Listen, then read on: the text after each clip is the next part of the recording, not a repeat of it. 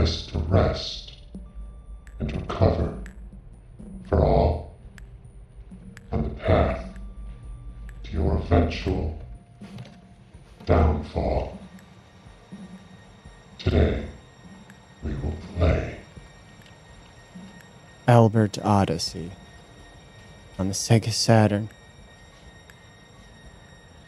I actually have it here.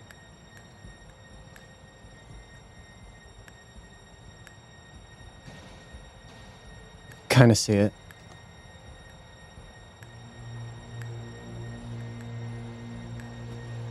My case is kind of fucked up. It's got a bunch of cracks and shit in it. I bought it back in like 1998, shortly after I graduated high school. And at the time, it was one of my favorite games. I still like it. It's still a solid RPG. But my favorite, probably not. It has nice 2D pixel art. It has beautiful music. The music's some of the best I've heard, honestly. I'm hoping this goes okay, because I have had absolute misery for hours trying to get this all to work. My external hard drive, which I'm recording to, failed to connect for hours. And I moved my laptop, because I'm using a little laptop, and I moved it last night, just temporarily. And all I did was unplug it to move it, plugged it back in, and then none of the drives worked anymore. And I don't even know. It was random, like a dice roll that I got it working. I unplugged it and plugged it back in over a dozen times. And just one of those times they showed up.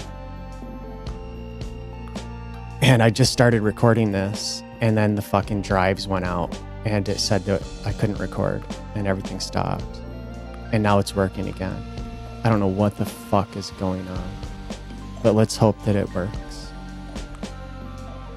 I'll go turn it on now, the console.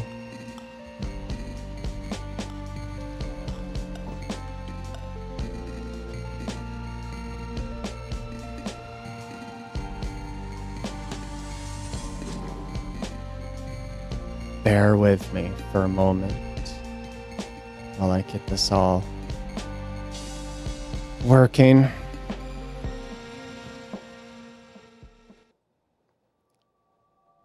Okay. We'll change channels on the TV.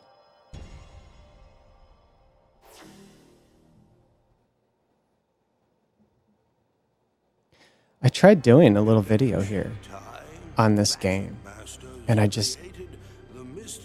hated it. I don't want to redo videos, because then they don't feel real anymore. They feel fake or something. I'm going to start through this.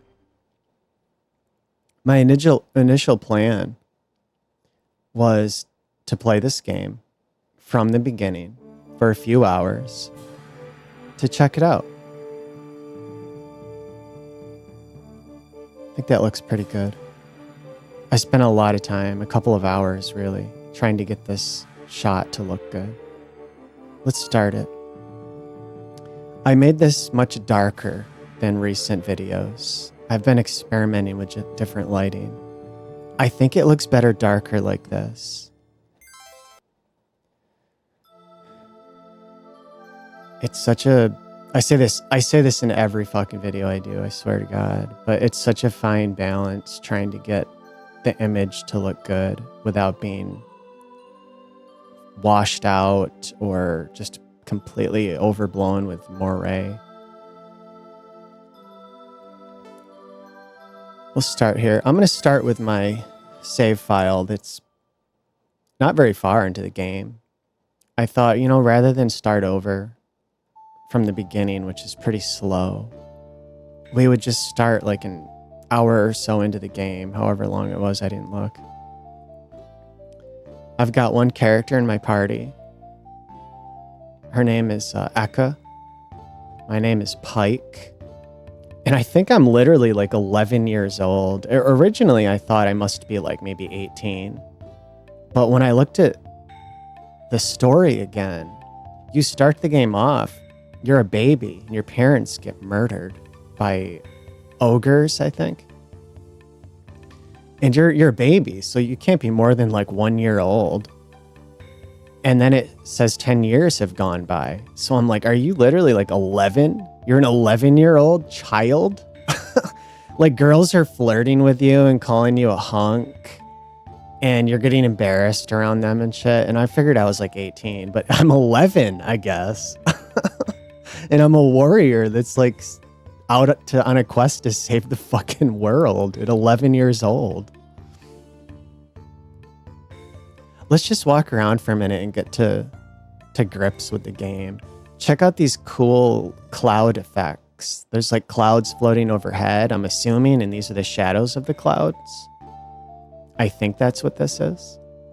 It looks really fucking cool, and they're nice transparency effects. You can look into these containers here. Nothing but dust. I already looked in them, and there was like herbs and mint and shit like that in there. Sometimes you find gold or items. You can talk to these guys. Man, this town is so boring. I just can't get over how dull this place is. I mean, I see what he means if you lived here, but like from my perspective and my life currently, I would love to live somewhere like this. This awesome fucking save point. I love the save points in this fucking game.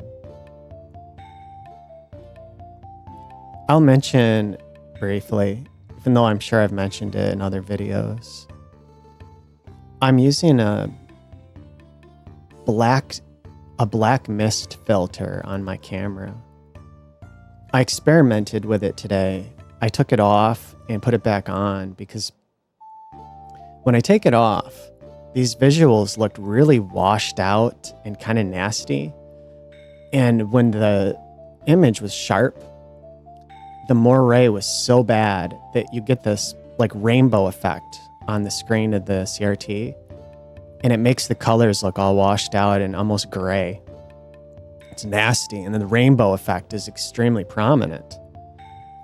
When I put the black diffusion filter on, it helped to reduce that rainbow effect, even though the moire is still there. Like if I press pause, you might kind of see a little like shimmery, wobbly lines kind of thing across the screen, possibly. I'm not sure if that's being picked up. I can't really see it in my window on my computer because it's so small.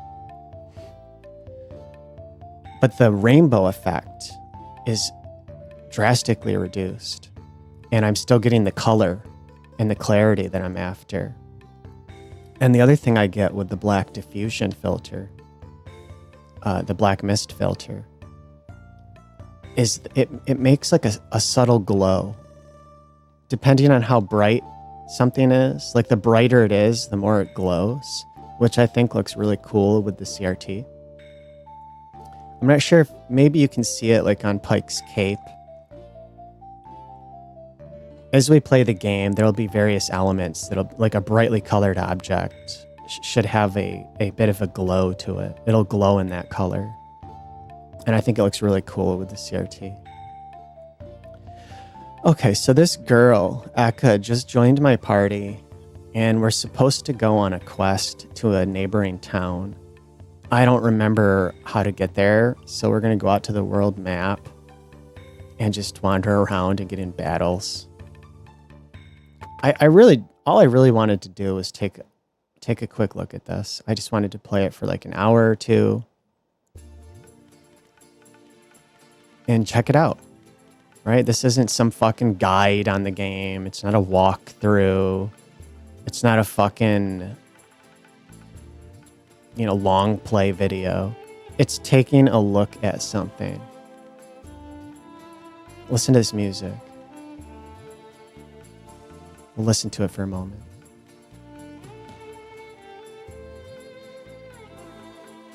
I don't want to walk around because I'll get in a battle and the music will stop.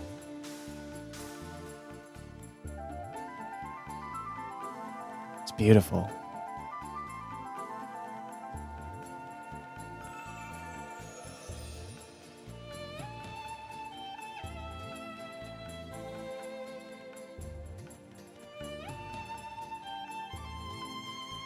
Fucking awesome.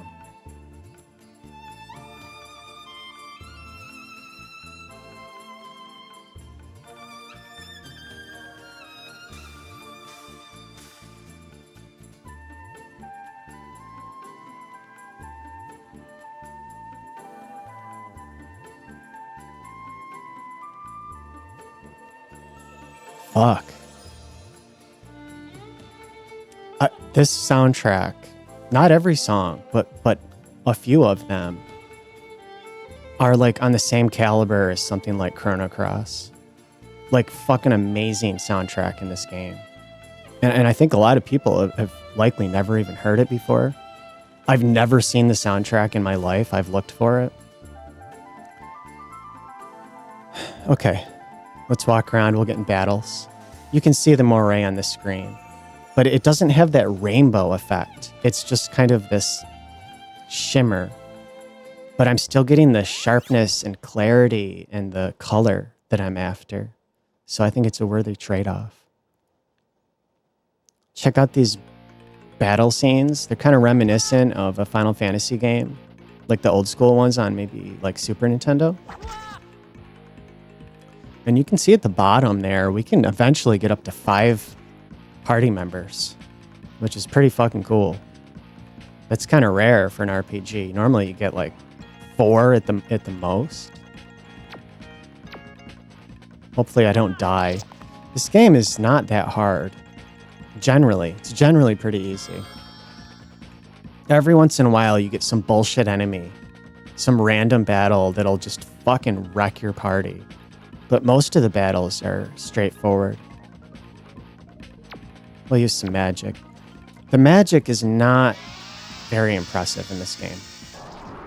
And I remember reading a review from the 90s where the reviewer criticized one of their main complaints was the magic was not impressive when you compare it to other RPGs from the time period.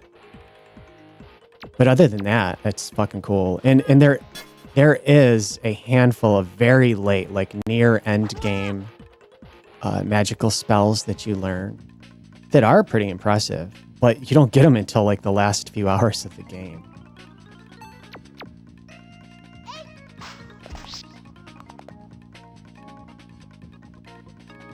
It has some nice little animations.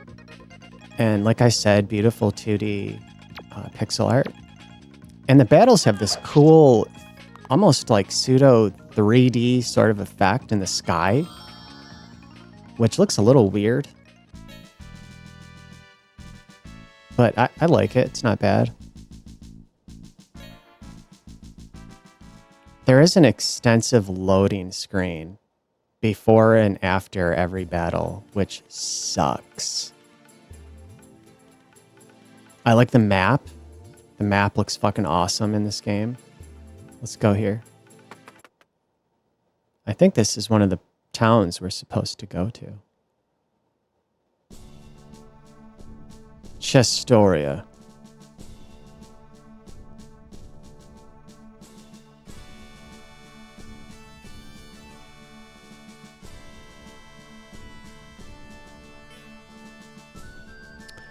I visit Emma every day to have my fortune told.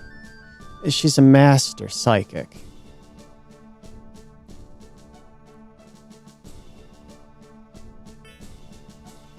No cutting in line, weasel. You want to see Emma? You wait just like everyone else. Yeah, I fucking hate people that cut in line. Dude, I'm not cutting in line. I'm just talking, honey. Emma is beautiful. When she's reading my palm, I get lost in her big blue eyes. I'm just glad she can't read my mind, too, or she'd slap my face. This guy's a sucker, though. She's doing it on purpose. It's intentional. Emma has a 100% success rate. For example, she predicted the sun would rise this morning, and it did. Yeah, people are dumb, dude. I used to think fortune telling was a crock until I saw Emma.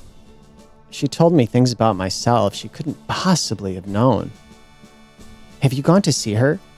You will be amazed.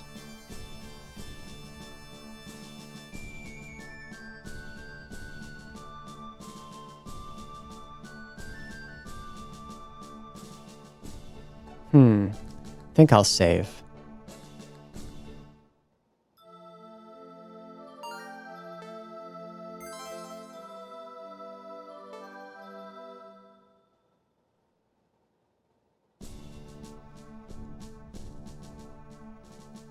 I want to do some Sega Saturn videos. I think that's what I'm going to focus on for a little while. I've got that console all hooked up here.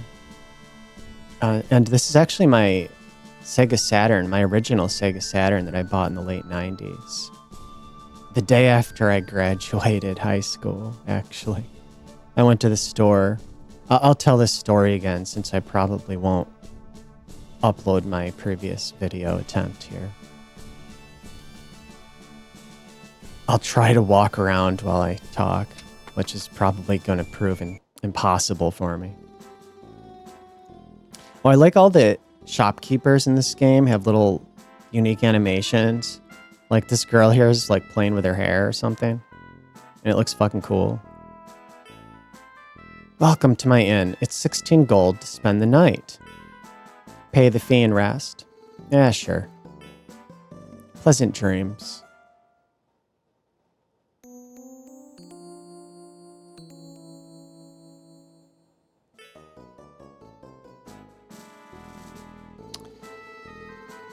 Okay, so let me try to recall this story. I graduated high school in the late 90s. And like the next day, I went to the local video game store. I'm not going to try to talk to these guys at the same time. We'll just walk around. I went to the local video game store with the intention of buying a Nintendo 64 game because I bought a Nintendo 64 in 1996, like the week it came out. And I suppose I'll tell that little story first, briefly. I had been saving my money for like a couple of years, and my plan was to buy my own game console. And it was going to be like the first, thing that I bought for myself, really, in my life. And, money was hard back then. Like, the only money I would ever get in a whole year would be, like, from a grandparent for Christmas or a birthday. So I knew it was going to take years to have the money to buy anything. Anything of substance, But I set out to do so. And originally, I was going to get a Sega Saturn. That's what I had set my eyes on, or my heart on, or whatever. But then when I saw the launch price for the Sega Saturn, it was like $400. It was literally $399. And when I saw that price, I knew there was no way in hell I could ever afford it. I was completely crushed. It seemed impossible to achieve my goal. And later that year that I had seen that price, I think, it's hard to get the years right from that long ago. Whenever the fuck it was, I was at a local Toys R Us. And I saw a Nintendo 64 that you could play in a kiosk. Before you could even buy it, it was like a promotional thing. Nintendo put it out in the store a few months before it was available. And I was not expecting to see it. It took me by surprise. I actually remember that day, clearly. My parents were going to a local Toys R Us to go, like, birthday shopping for a cousin. And I remember saying, like, hey, can I go? And I remember being told, like, you're not getting anything. And I was like, that's okay. I just want to go. I just want to look around. All right, fine. Get in the car. And so I went there just to look and see what they had. It was a rare treat for me to go anywhere. And I was walking around looking, and I see this fucking N64 with Mario 64 in it. And it blew my fucking mind. I'd never seen anything like that in my life. The Nintendo 64 was not on my radar as anything I was really interested in. I remember seeing in magazines, you know, like the announcement of the Ultra 64. And they were showing like fucking screenshots of Jurassic Park and shit. And I was like, dude, get the fucking fuck. Like, I was smart enough to know that there was no way in fucking hell a game console was coming out in a few months that was going to have visuals like fucking Hollywood CGI movies. Bull fucking shit. And it sure as fuck did not. But the early screenshots for that console were magazine. It was partially the magazines, right? It was their fault. They spun this false narrative. They were showing CGI movie screenshots and saying like, it's gonna look like this. And I think the reason they were doing that is because the console itself was utilizing, they had partnered with the same company that produced the workstations that like Hollywood was using for some of their films. That's all it was. But the gaming magazines were like, oh, Nintendo's partnering with Silicon Graphics, so it's gonna look just like these movies. And they would show like screenshots of the movies and shit and say that like, that's what you were gonna be playing soon. It was fucking such bullshit. Scumbags, dude. Like, you know, early pre-internet clickbait kind of garbage. And anyway, I just completely dismissed it. I had no interest in it at all.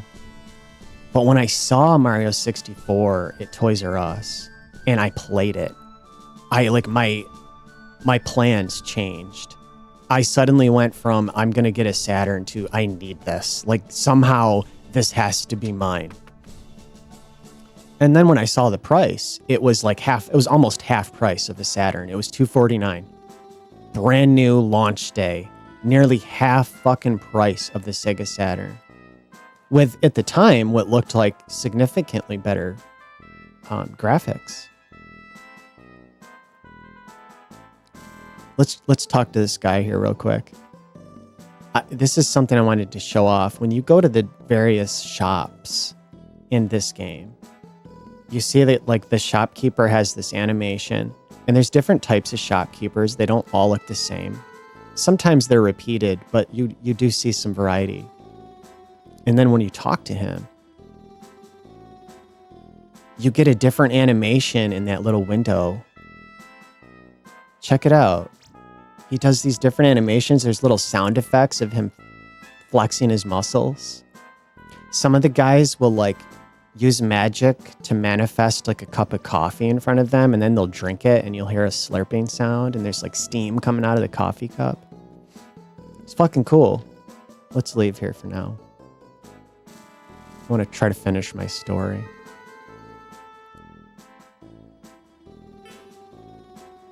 So anyway, I changed my plans. I decided I'm getting an N64. And by the time it came out, I had just enough money to buy it. So I bought it, like probably within 1 to 2 weeks after it came out in 1996. And I picked up Mario 64. I'll tell the full details of that story because there's a lot more to tell when I do like an N64 video, because I have an N64 here. You can kind of see the controller in the top right of my image, my video. There's a little N64 case over the top of it. That's what that weird looking thing is. It's just to keep the dust and shit off of it. Anyway,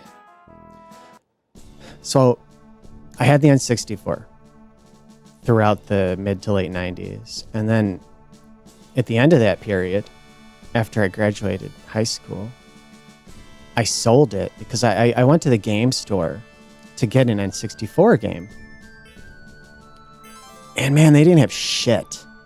Like every time I'd go to the store to look for games for it, it was so hard to find anything that looked even remotely good. You know, besides Mario 64 and The Legend of Zelda, it was slim pickings. Just nothing really caught my eye. Nothing looked good enough. And while I was there, I saw a Sega Saturn. It was used. It was a bundle. And it was like $70. And they had a game on the shelf that I hadn't seen before called Nights into Dreams. And I asked the guy, I'm like, hey, can I see that? Can I take a look at the box? And he handed it to me. And I looked at it and I was like, oh my God, like I need this. This looks fucking amazing. And I went home, I grabbed my Nintendo 64, I brought it in and I traded it in. And I bought the Saturn. And I bought Nights into Dreams. And I bought like Sega Rally Championship, Virtua Fighter 2, Virtua Cop 2. And then like a week or two later, I bought this game, Albert Odyssey. It was brand new. I'd never seen it before.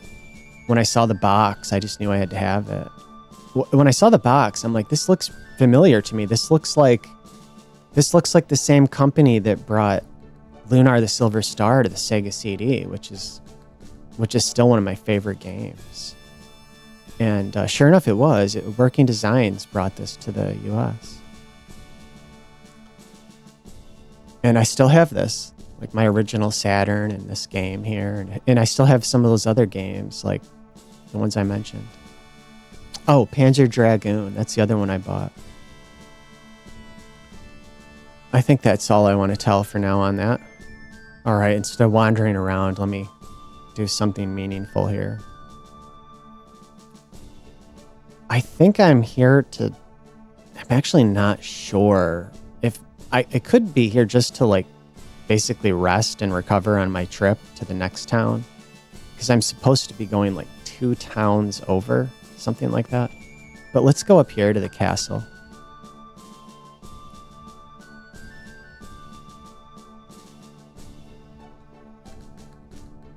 Talk to some of these NPCs.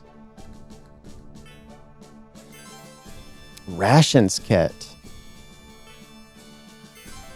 10 gold. Not bad.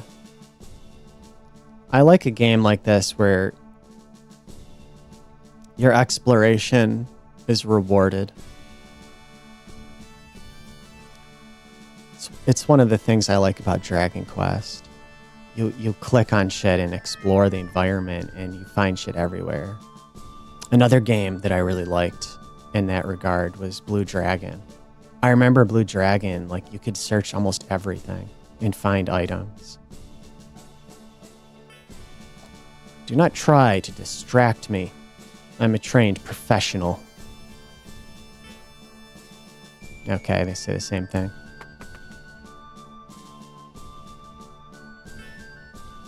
Okay. You're causing a disturbance inside the castle. It will result in the opening of my can of whoop-ass. Oh, excuse me. Okay, I guess they have a lot of repeated text here.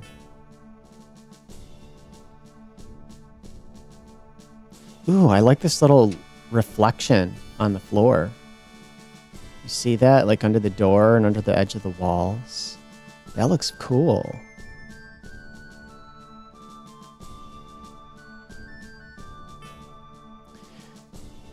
The guards in this castle never move from their assigned posts.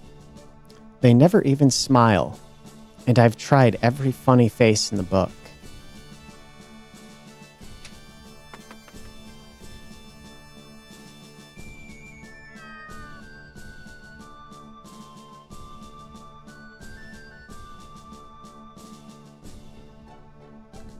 This is an interesting little storage room.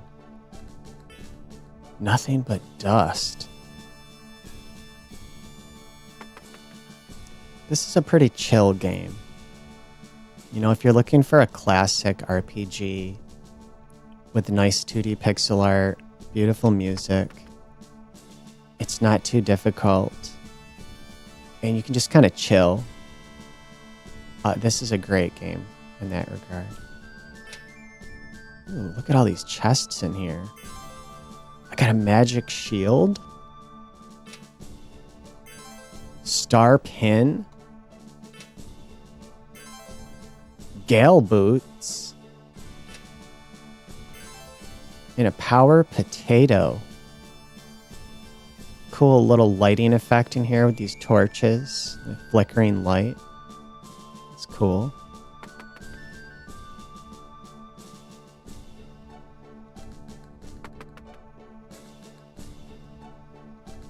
Nice shadows here on these pillars with little reflections under the base. I like that.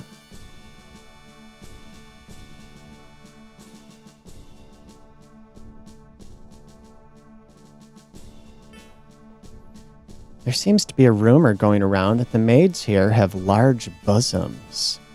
How sexist. Even if it is true.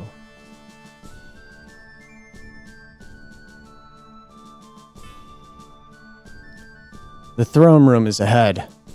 The queen isn't in the mood for visitors, though.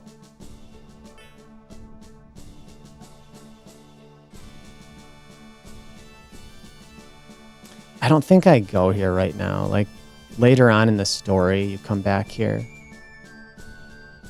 I'm kind of busy cleaning a 300,000 square foot castle. No time for chit-chat, honey.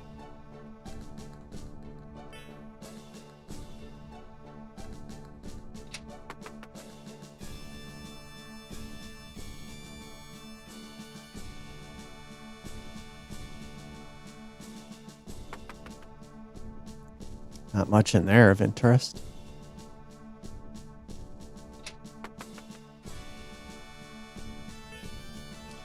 I've lost the earring my boyfriend gave to me. Well, shit. That sucks.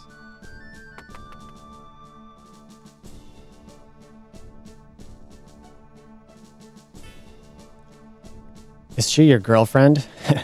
Good work, bud.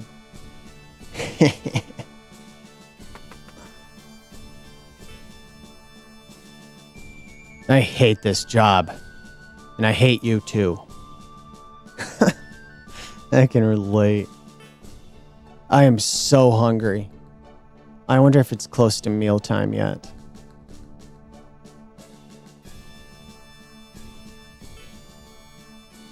You know, I'm completely bald under this armor.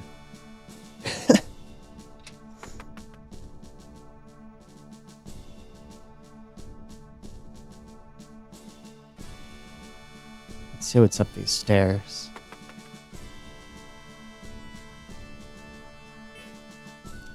The queen can't sleep unless her pillows are fluffed just right. Does that make her fussy? Yeah, a little bit. I get to go in the queen's bedroom. Is that what this is? It's open to visitors. Come, see where the queen sleeps. Inspect her private quarters.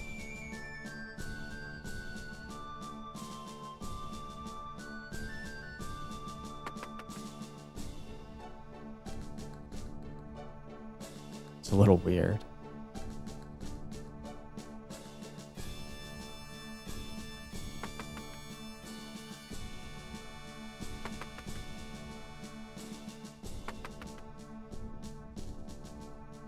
Alright, I think I might just leave here. Actually, before I do, let me check the weapon shop again.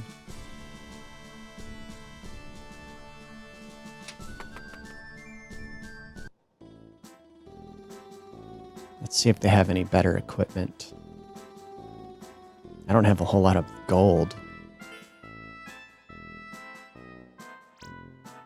Is it scimitar or scimitar? Not really sure. I always say scimitar.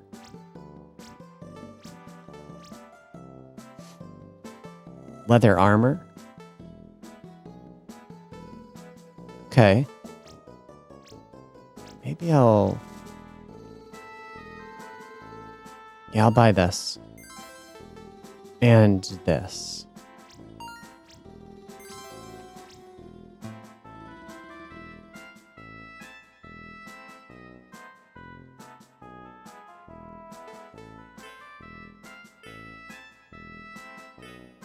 suppose I could mention the story so far. Like, the game opens and your parents get murdered when you're a baby by ogres. And before you get killed by them, you're rescued by a... Well, actually, your sword is possessed by a powerful, like, immortal soul. And the sword, it doesn't really show you exactly what it does. It just, like, a light flashes, and then it's the next day. And you're just laying on the ground crying. And this harpy, like a woman with what looks kind of like angel wings, she comes down from the sky and picks you up and brings you back to her village with the sword.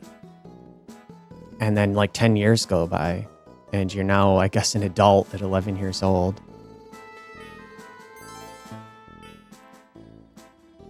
And shortly after that, the woman that's been raising you gets turned into stone by some fucking shithead villain that's going around and stealing these powerful, like, magical gems from various, I guess, cities.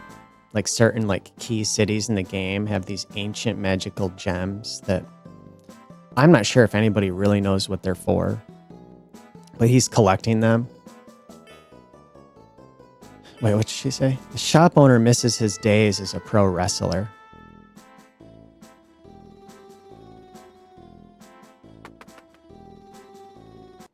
And I'm on a journey now to try to remove the stone curse from the woman that's been raising me and probably save the world along the way. Here's a cool little smoke effect coming out of that chimney. I like stuff like that too.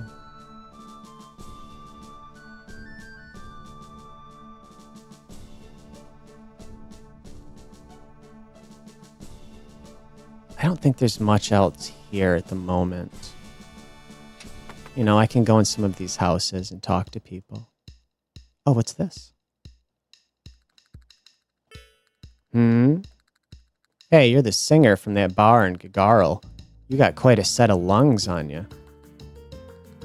This girl with me, Eka, she was a professional singer in a local bar. But she's apparently also a fighter, and she has joined me. That guy at the table is the worst tipper. He's so tight he can turn coal into diamonds by squeezing his butt.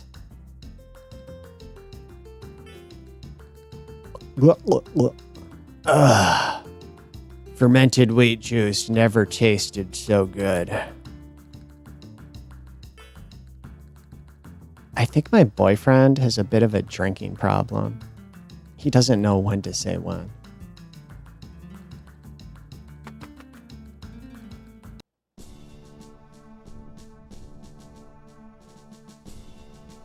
Yeah, let's leave.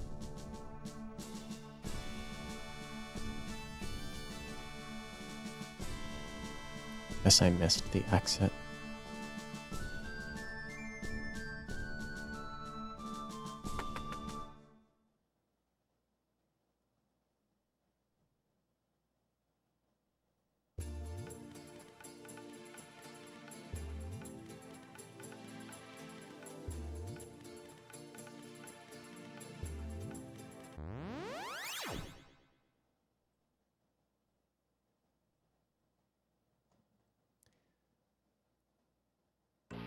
Yeah, you see how long that takes? Like, it doesn't seem that long, but when you're doing it between every single fucking battle, it stacks up.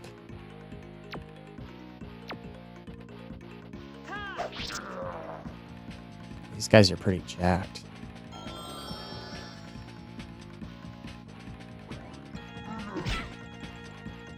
Damn. Just like fucking slugged her in the face.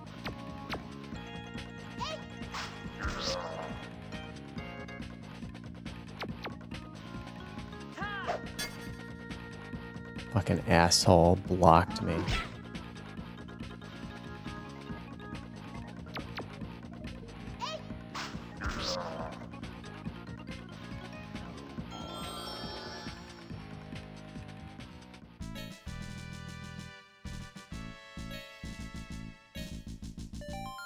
Oh, nice. I don't know. Maybe I get in a few battles so that I have some gold. I really should buy some healing items.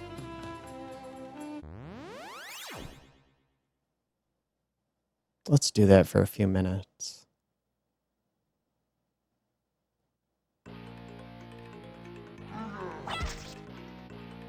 Man, everybody is targeting her.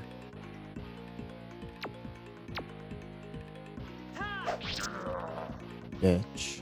Oh, shit. It only did one. We'll recover.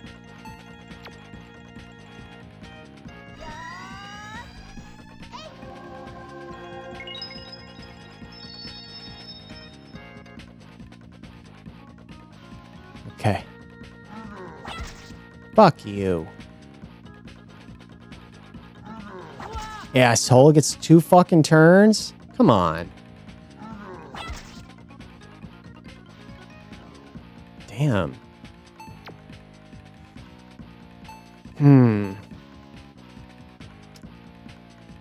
I don't know. I'll try this. I feel like the status effect spells never do shit in this game. Most games, they don't do shit. It's kind of cool looking.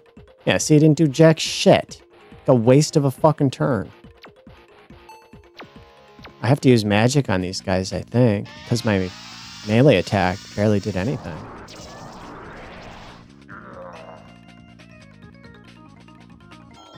Bitch ass.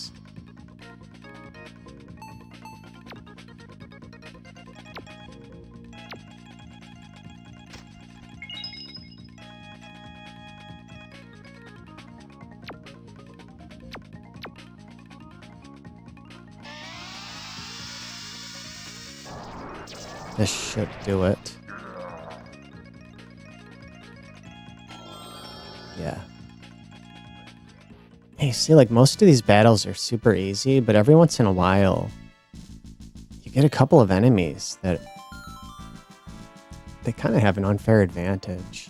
Like, those guys were getting 2 fucking turns in a row. Melee attacks didn't do shit. I only have 1 character that can cast any kind of magic. Meaningful magic.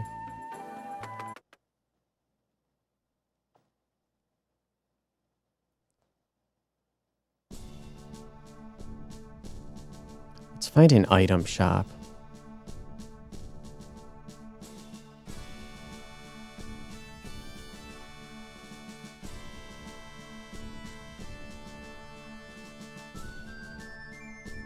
Games like this,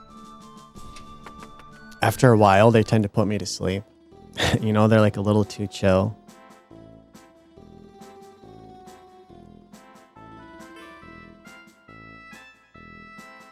I can buy a gag.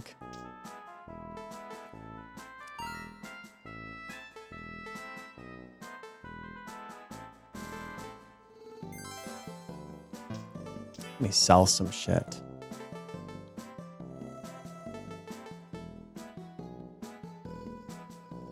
Yeah, we'll sell this long sword, regular clothes, cotton armor. Well, maybe I can equip that on Eka.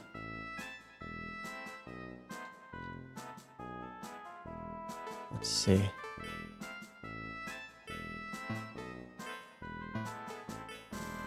Maybe not. What's this? Oh.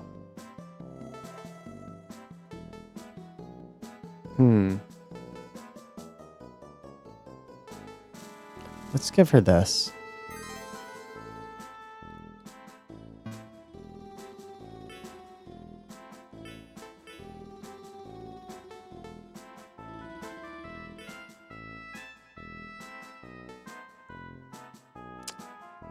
Huh.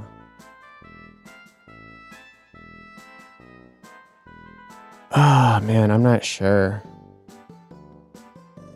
Like, do I want to trade my defense for a little more wisdom and agility?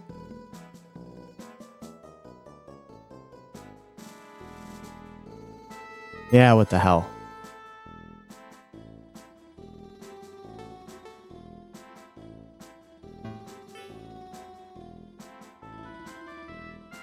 Yeah, okay. We'll leave it there. Welcome to my son's shop. He's a good boy, so you better buy plenty of items. Oh yeah, check it out. He's reading. He's turning the pages with his fucking mind. Isn't that cool? Let me go back there. I didn't see what his animation was. He's twiddling his thumbs. And then tapping on his bald head. And there's a sound effect when he does it.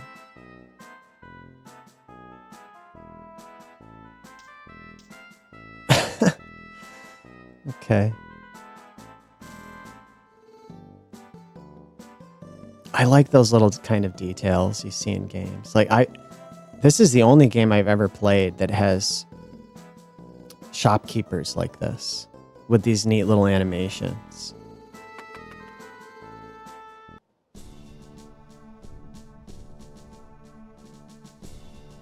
Did I go in here? My wife got tired of picking up after me, so I hired a maid. Now I can't find anything. This place is a pigsty. I just killed a cockroach the size of my head. Yuck, dude. No way. My husband hired a maid so I wouldn't have to clean. All we need now is a cook. What are you gonna do all day then? I'm just curious. My mommy is downstairs cleaning the house. She works all the time. I miss her a lot. Is that the maid's child?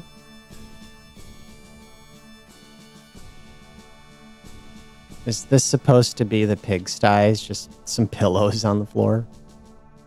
It's not that bad.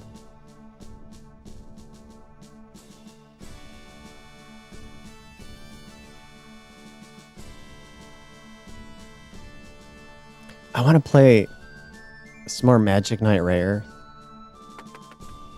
I did a couple videos of that, but I don't like them. The first one I couldn't upload. I'll be honest though, I learned something that I had no fucking idea, like zero idea this was possible, and I haven't really looked into it yet. I got the first video I did on Magic Knight Rare, because that's another game I got when I bought my Saturn. It got blocked on YouTube because the opening anime intro is apparently fucking banned by the production company that made it 30 fucking plus years ago. And I didn't know that until I uploaded it, and I'm like, well, I don't have the tools to pull that out of there. And I just kind of wrote it off as this loss. But I since discovered that I think you can actually edit that shit out right on YouTube. And I had no idea that they had tools to do that. So I'm going to look into doing that. But I afterwards, I did a second video where I played some more of the game later on. And I just didn't like it. It was kind of boring. Nothing really happened. And I'm like, man, I want to do a better video playing that game where it's a little more interesting. So I might play some more of that and try doing a different video. And I might try editing the original video to see if I can cut out that anime intro and see if I can get it unblocked.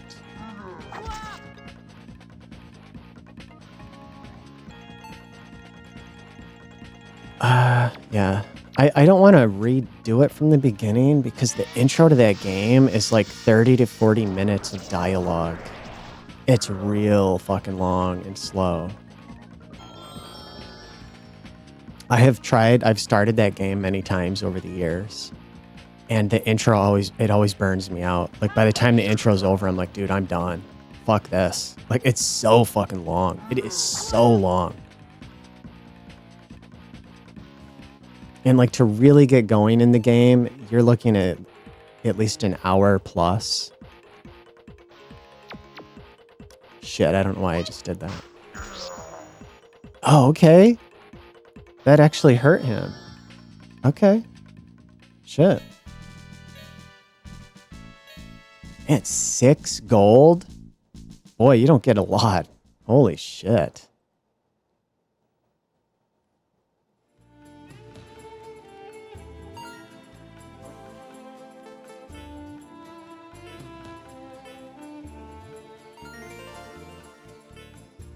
That's a nice sound.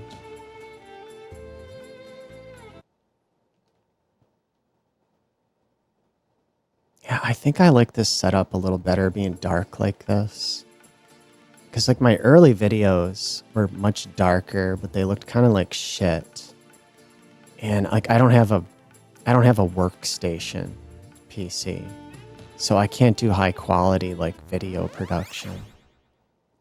It's a little tiny ass 13-inch slim laptop with no fucking graphics card. And so it was a lot of experimenting with different encoders and settings. I think I found something that works for me. In fact, let me just check my statistics. I'm kind of monitoring it as I go along. You know, like I don't know how to do this kind of stuff. I've never made a video in my life, like in my entire life for anything. But I happen to have this old, it's not really old. It's actually fairly recent. I happen to have this photography camera I bought during the pandemic. And it can do video, but I've never tried the video with it because I had no reason to. I bought it for photos. But I decided to try it. And it works all right. You know, it's not the ideal camera for the job, but it's working all right for me for the time being until I can afford a better camera. But the computer part of it is the real bottleneck here. And so I'm like, I watched guides online. I went to YouTube and watched some guides to try to understand how to use OBS because I had zero idea how to use it.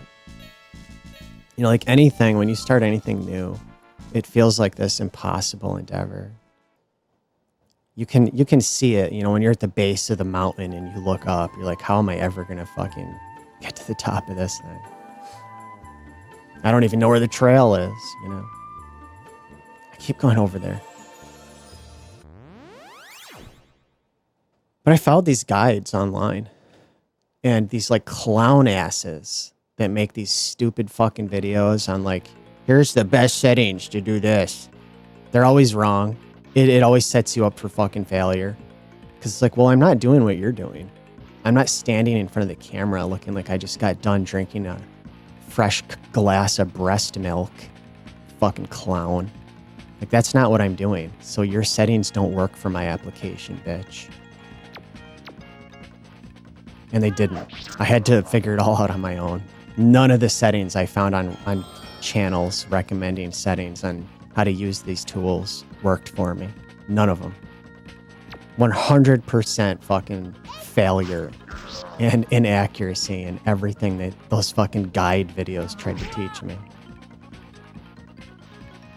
I had to basically make up my own like custom configuration for everything here to have any kind of success.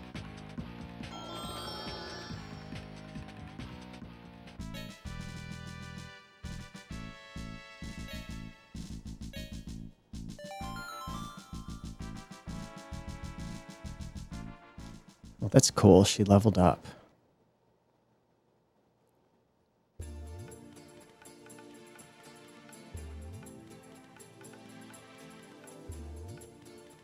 I hope I'm going the right way.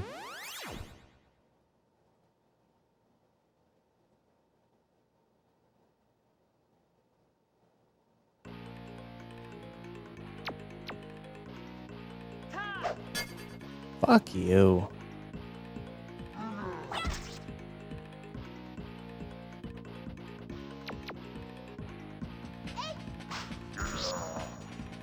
It makes a neat sound when it hits him. It's like a sparkly.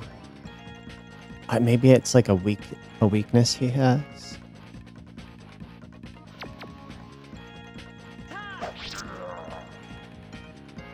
Okay, that kind of hurt him.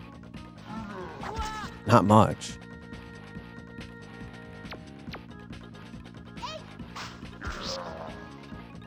Huh. Now it doesn't hurt him. Oh, fuck you.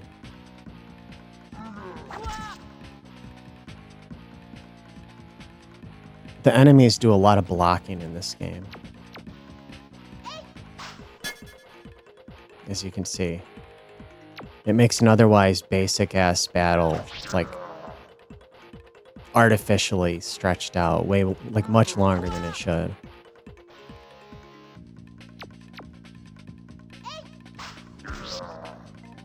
Oh, come on. Okay.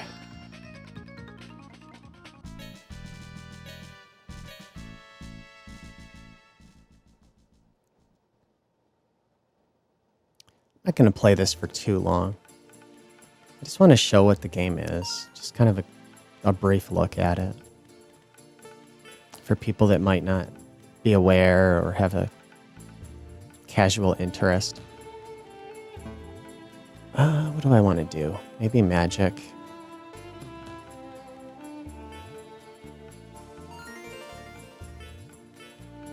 I'm not into the long form, like 2 or 3 hour videos breaking down like an entire game. I'm so sick of that shit. I am so sick of it. I can't stomach it. Like, I used to watch some pretty big YouTubers. YouTubers is a stupid word. Like content creators, whatever you want to call them. I used to watch some pretty big channels. They do these long form videos and they break down, like, you know, they basically play through the whole game and talk about it. And they also talk about the history of the game and the developers and all this shit. It's like a documentary or something. And I'm at this point now in my life where I can't fucking stand that shit. Like, I'm over it.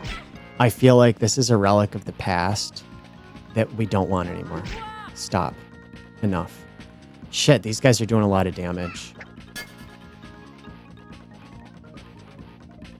Oh no. Come on! Kill this fucking thing!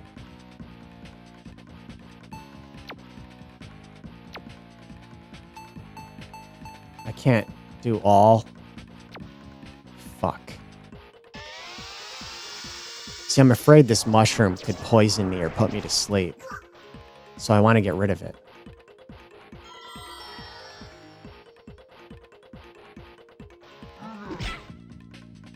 Oh no. Oh my god. Fuck.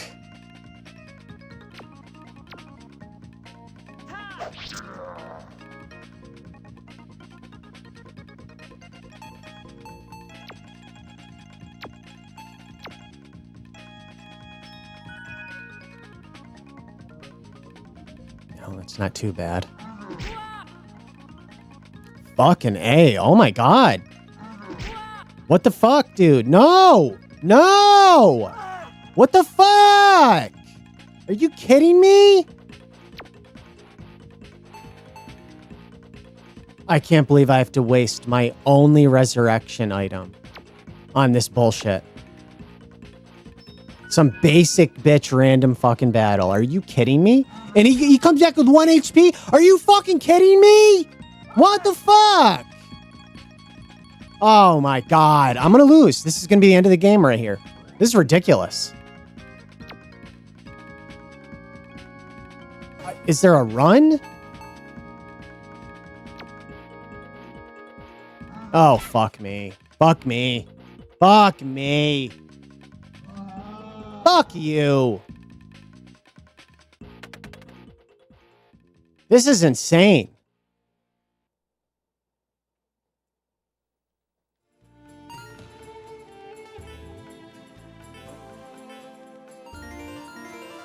Fuck. Holy shit. All right, we're going back. Obviously, these enemies are way too hard for our level right now. I hope I get out of this area fast enough.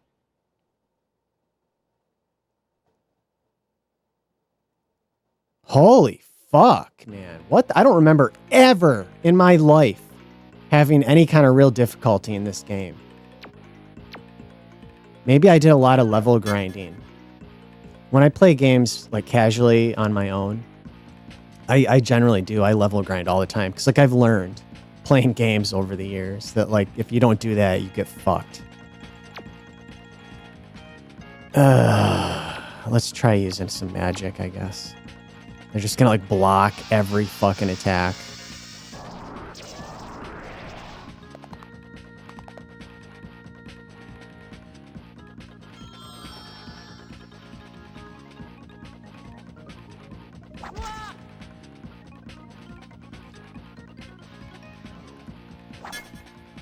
Ah, fuck you. Well, at least I blocked it.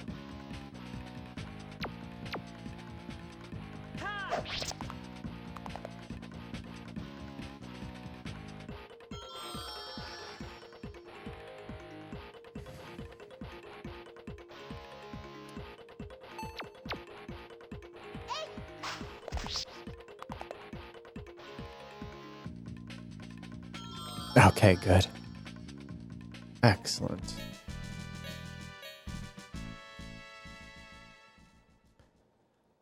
This is one of the reasons why I'm hesitant to make videos where I play an RPG.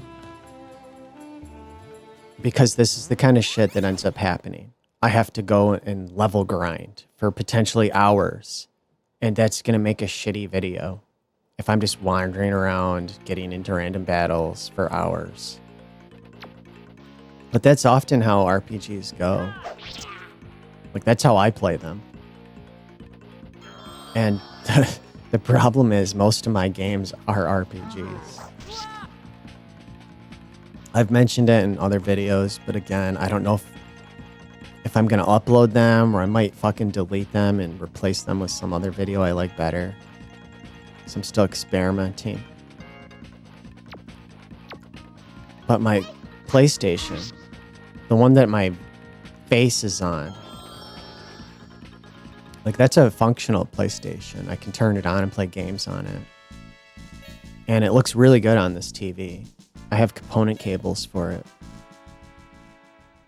But the majority of my games are all fucking RPGs. All but like a couple. You know, I have a couple shooters and like a puzzle game, and I don't even like puzzle games. It's pretty much all RPGs.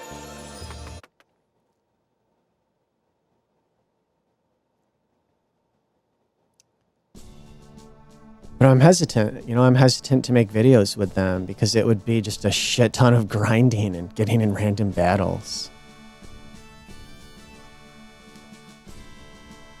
What do I want to do? I'll go to an inn. Where's the inn? Fuck away from... Get the fuck out of here.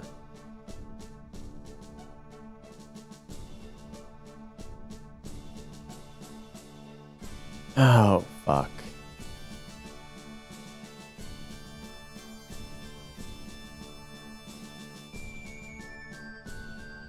Well, fuck. What the hell? Do you think this dress makes my butt look big? I think it makes my butt look big. Is my butt too big? Let me see, honey. Give me a turn around. Let me take a look.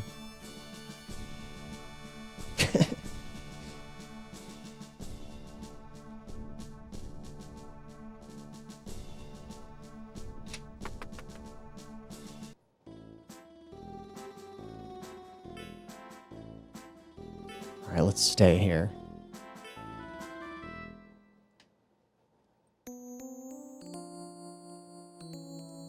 Sounds like an electric piano.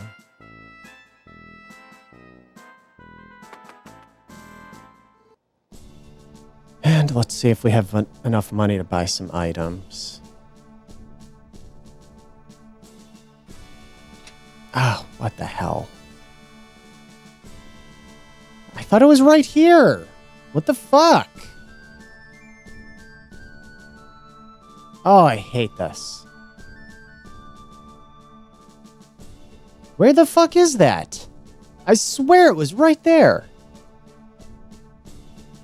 Oh my fucking god. Oh my fucking god. No fucking map. Fuck you.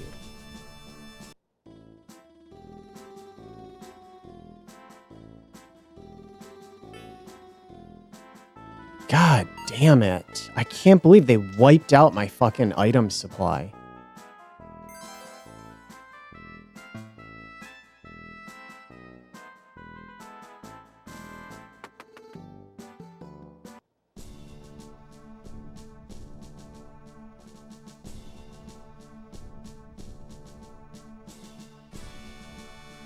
Where is this exit?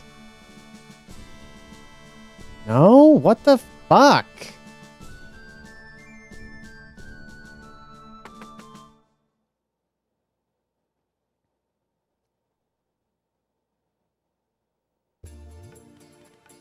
Okay. Just do some leveling here.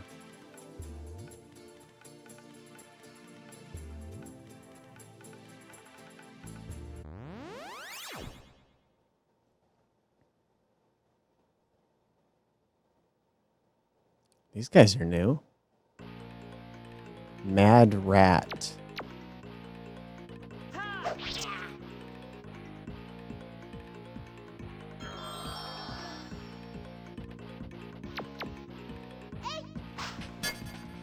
Oh, fuck off.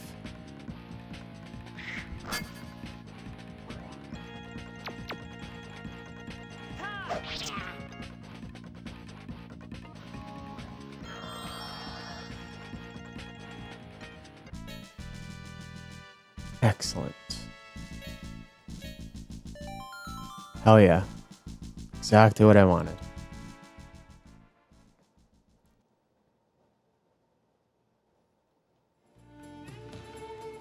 You can't go in these forests, which kind of sucks. Most RPGs, you can walk into the woods and you get a different background in your battles, but not in this one. But you can see the edge of the forest in these battle screens, whatever you call them.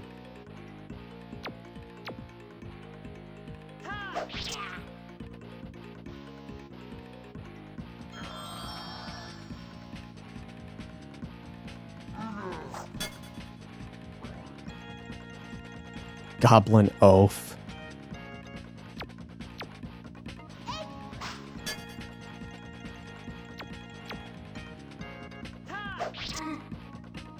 In the first video I did on this, when I played the intro, you go through a cave and you save a fairy that's being held captive by a bunch of those like goblin ogre looking guys. And after you kill them, she shows you a secret door so that you can escape the cavern. And she was like, yeah, these guys, they didn't even know it was here. They were too busy eating rats. And I don't know what it was about the way she worded it and how it came out. I fucking laughed out loud. Just the idea that these guys, these dumb ogres, are just sitting in this cave eating rats. Just fucking, I don't know, the picture it put in my mind.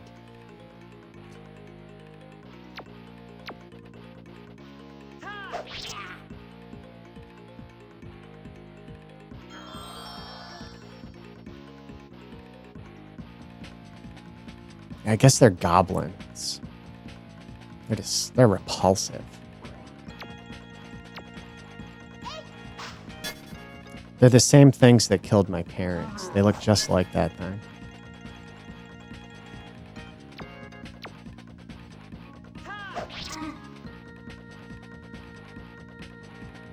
Like they show it too. Like they've got those swords They got in a battle with my father, and they just like fucking slashed him across the chest and killed him like instantly. And then my mom was holding me as a baby, and they just like walked up to her with a sword and they just like fucking hacked her with it. She just collapsed like a rag doll. Collapsed.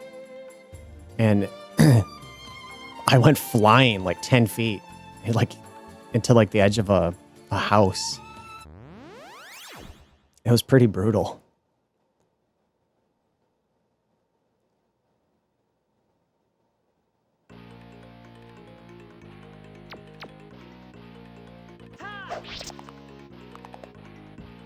It's a neat little sound effect.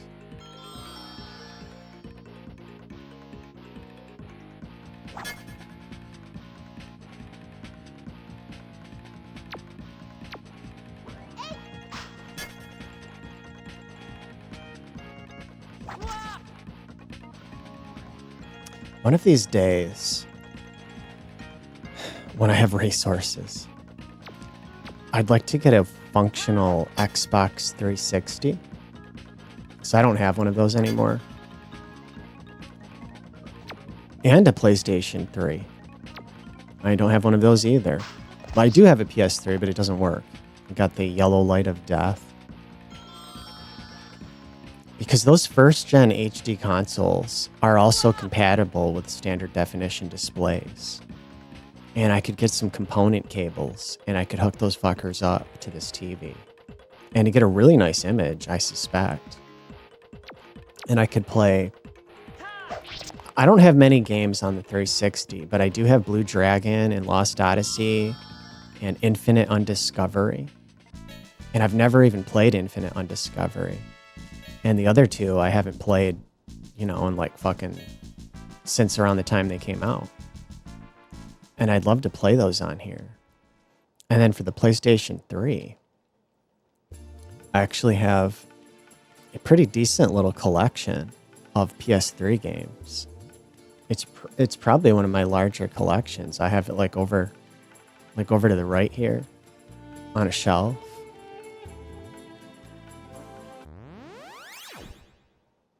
I probably have about 5 of the Atelier RPGs.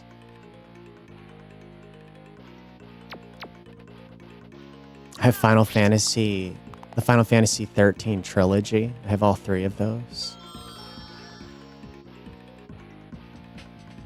Final Fantasy 10 and 10-2 HD remaster.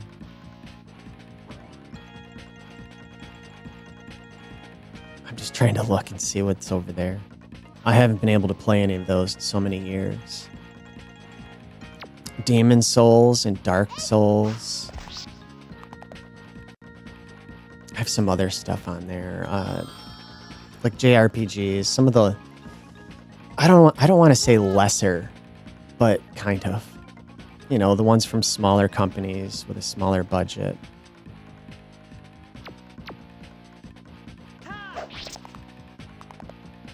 Killer is Dead. I have. What the hell is that other one? Deadly Premonition.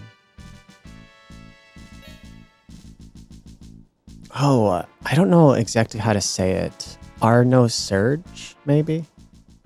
I still have that limited edition. I never opened it because my console died before I could play it. Oh, and one of my favorite PlayStation 3 games, actually, Artanelico Koga, Nelavar CL. I think that's how you say it. I fucking loved that game. It took me by complete surprise. And I never hear anybody talk about it. I hear people say, I listen to podcasts here and there, and I've heard people say plenty of times that they wish that we still got, big budget RPGs that had pre-rendered backgrounds, like the Final Fantasy games and some of the other games, not just Final Fantasy, but games that came out in the late 90s for like PlayStation and sometimes on Saturn. where you got the pre-rendered backgrounds that looked very detailed, and then you had generally 3D character models on top of that. Artanelico Koga has the pre-rendered backgrounds. They're like 1080p, like HD pre-rendered backgrounds with some of the best 3D character models I've ever seen in a fucking game. And I remember reading an interview when that game was coming out, where the developer that they interviewed was saying they basically put all of the 3D potential of the PlayStation 3 into the character models. And that's why they chose that style with pre-rendered backgrounds, so that they could make extremely impressive characters. And it shows. They still look really good. I'd love to play that.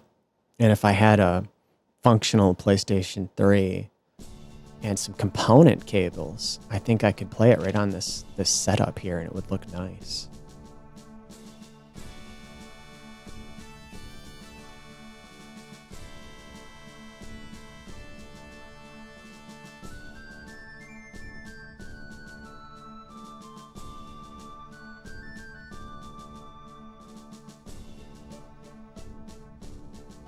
Why the fuck can't I find this fucking shop?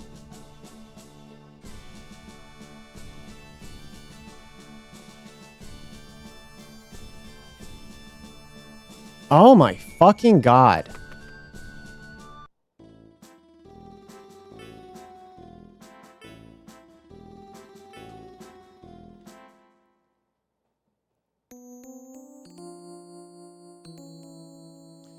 I feel like the volume's too quiet.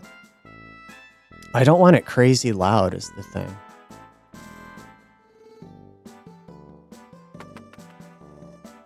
Because then, then I'm like, it's louder than me talking, and I'm like trying to talk over it constantly.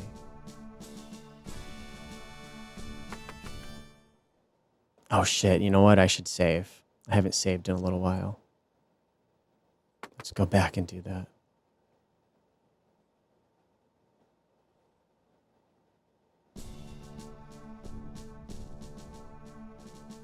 I played this on the Saru cartridge, the optical drive emulator cart. And this fucker crashes constantly on that bitch. So that's one of the reasons why I decided to play the proper disc version here.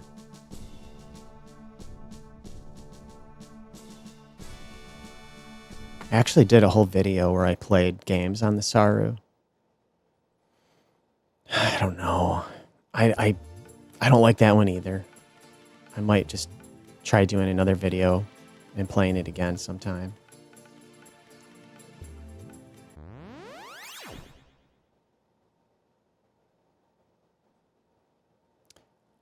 One of the problems I run into, because I basically have an idea, and then I just go with it. I don't rehearse it first. Obviously I'm not writing a fucking script. I just think like, hey, I should play that game, and I get it out, and then I like open up fucking OBS and I hit record and I start playing it. But some of this stuff I haven't played in like, in some cases, almost 20 years. And I go in there and I get stuck and I don't know what to do. And I can't figure out how to play it, or I can't figure out where to go. And then it's just like a couple of hours of me making no progress and being pissed off. And so then it's like, I don't want to fucking upload that. No one's going to want to see that. I did that with Enemy Zero. And then I had to redo it because I couldn't figure out what to do in the game. And I got so frustrated. I had to look it up, which I hate looking it up. I almost never look shit up, but every once in a while when it's like, when I just cannot make progress, I'm like, fuck this, dude, and I'll look it up. And then when I see the solution, I'm like, you've got to be kidding me. Like, you have got to be fucking kidding me. No one would ever fucking know that. Fuck you. So I did that with Enemy Zero. But I still don't like how it came out. And I think I'm just gonna... Oh no, it's these guys again. Oh shit. Okay, hopefully that kills him. Yes. Yes. Let's use magic. Increase attack for the whole party. That's not bad. But let's use magic on him.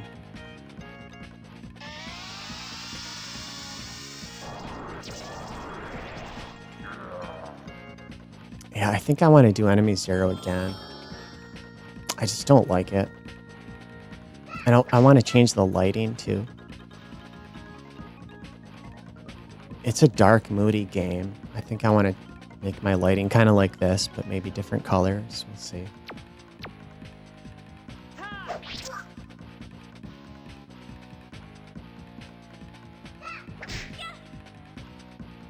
Damn! Oh my god! Like, these guys are still way too fucking hard.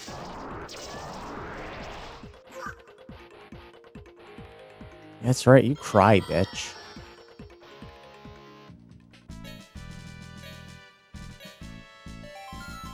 There we go. Fuck.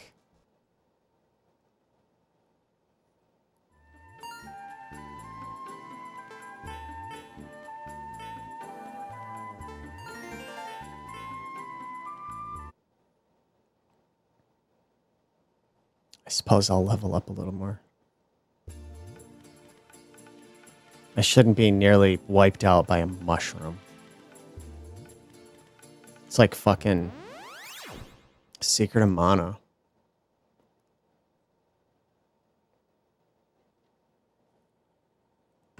It's another game I've been thinking about going back to.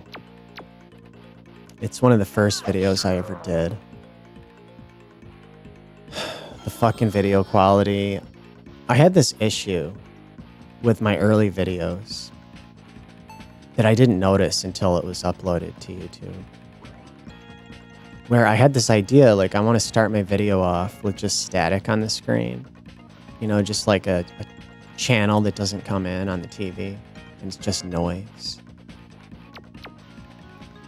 And so I put it on the noise because I thought it looked cool. And then I just talked over it about the game before I played it. And without me realizing it, the video quality was trash. And the only theory I have is that the noise on the screen was like too much for the encoder to process. So the video just looks like garbage. Because the moment I change the channel and the noise goes away, the video becomes crisp and clean and clear. So the noise was doing something to it. It was just fucking like wrecking it. It couldn't handle it. And maybe it's because I don't have a GPU, so my computer just couldn't handle it. But my first few videos, I had noise on the screen in the beginning while I talked. And they look like fucking... Dude, they look like fucking like 50p. I don't even know like what resolution. It looked so bad. It looked so goddamn bad. It looked like a YouTube video from like 2006 or something that somebody made, you know, with a webcam.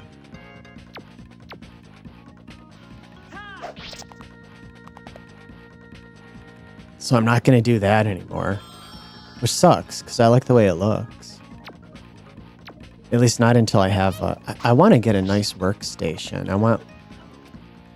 I'd like a laptop so that it's mobile and so that it works with my setup here, because as I've stated before, I'm in my bedroom at the foot of my bed. I have very little space. This barely works. Barely fucking works.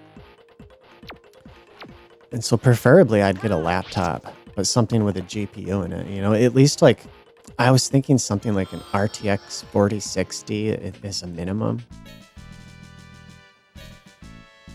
Maybe a 5060.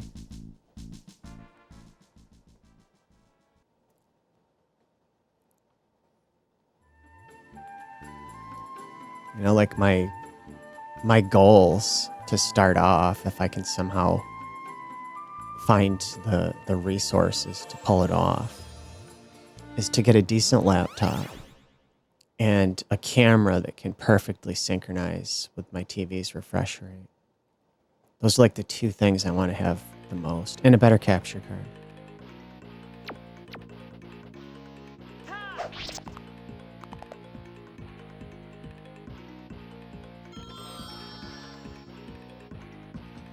And after that, I'd probably get some better, like a better lens. It's not that I have a bad lens now, but there's so many options out there. Like right now, I'm using my Nikon Z5 with a, I think it's called a Laowa CA Dreamer. I think it's called a CA Dreamer, though I'm not quite sure. It's a macro lens, but it can take nice photos of like portrait photos and shit like that as well. And it seems out of all my lenses, it looked the best to me. But it's fully manual, which you kind of want anyway. You don't want an automatic focusing lens when you're capturing a screen like this, because then it's too sharp and you can't undo that unless you set it to manual. So you might as well just go with a manual lens.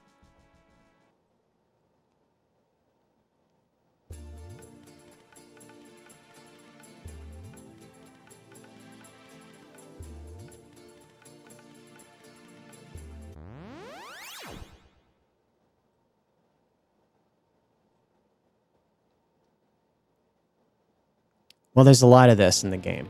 Like any RPG, there's a lot of this.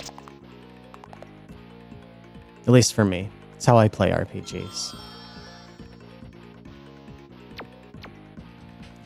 I wander around, I get in tons of random battles, I level up, and I like the casual experience, because when I'm on my own and I'm not like fucking recording it, I just relax and do this for hours while I like eat and have drinks and do other things. I multitask. I might be on my phone looking something up. I might watch a video. You know, there's like, I'm not just doing this. But recording it gives me something else to do, which kind of helps.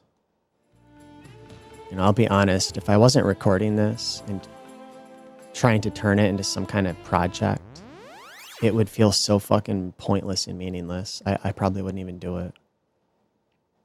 I had this experience a few years ago during the pandemic where I just realized I was completely wasting my time playing games, and I stopped doing it for about 3 years. I stopped playing all games. I stopped reading about games. I stopped watching videos. I didn't even know what the PlayStation 5 looked like when it came out. I didn't know what it looked like. I didn't know how much it was. I didn't know what the games looked like. I had no idea. I didn't care.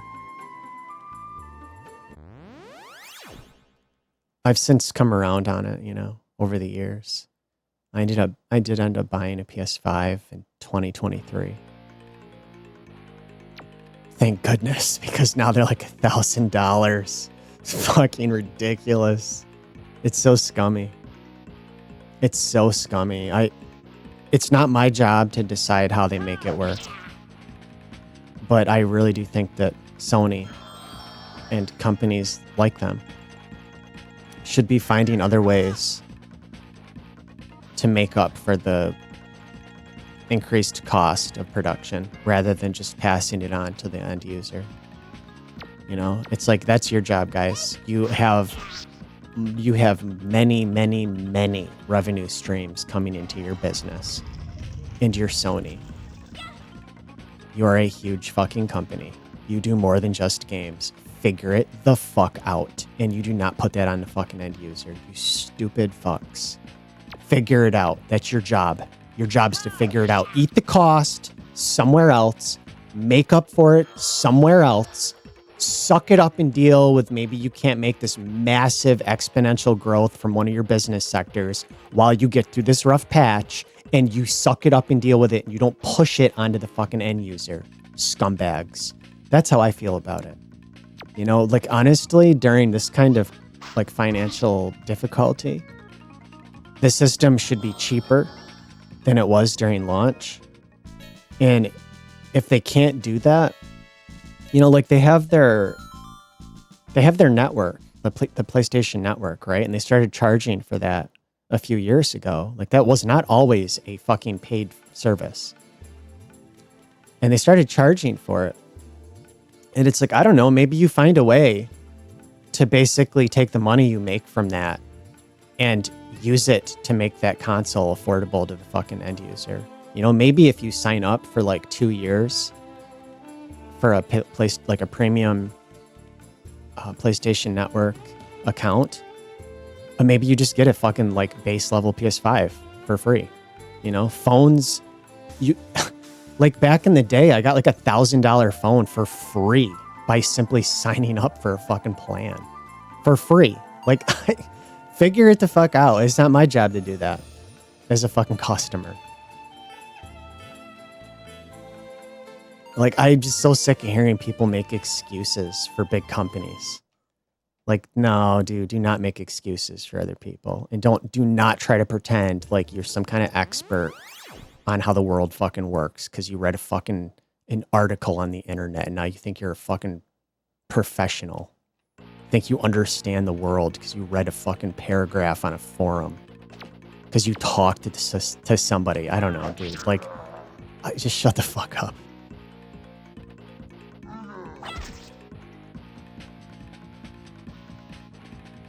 I'll tell you what, if Sony stopped, anybody, right? Doesn't matter what company, I'm just using Sony as an example.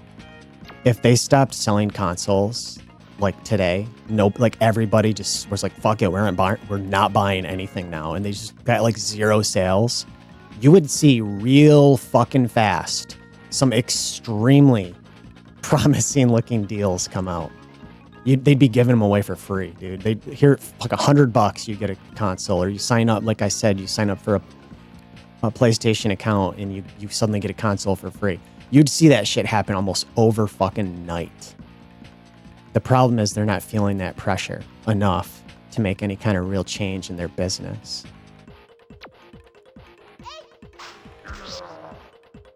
Anyway, I picked one up in 2023 when it was like $450. I got it was a base level, like base model with a disk drive. And I actually used it offline. I didn't have internet, home internet for like 8 years.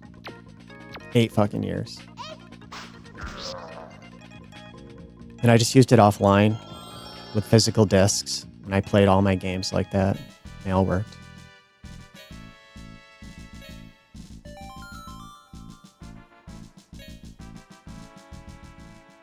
Well, I'm slowly leveling up.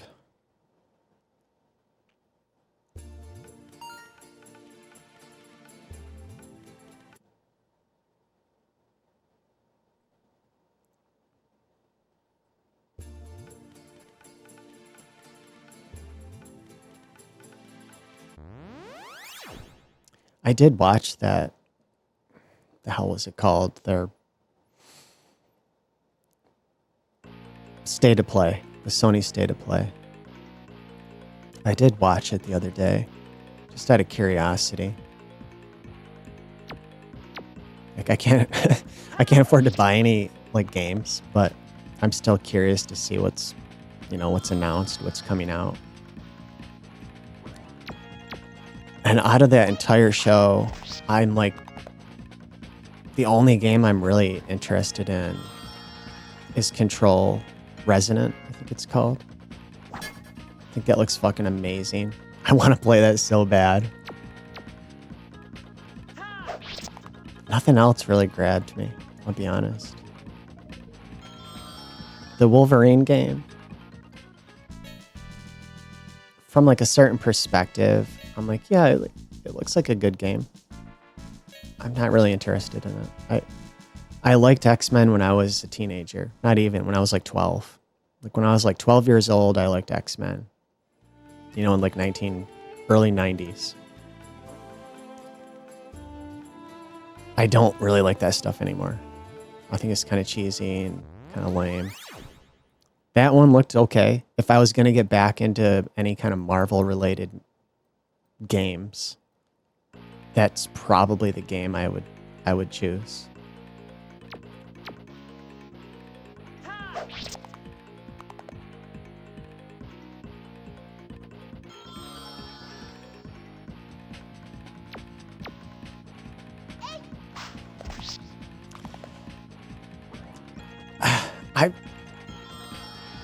I'm not sure how I feel about the hype. Like, it's more of a hyper-realistic style. I almost wish it looked a little more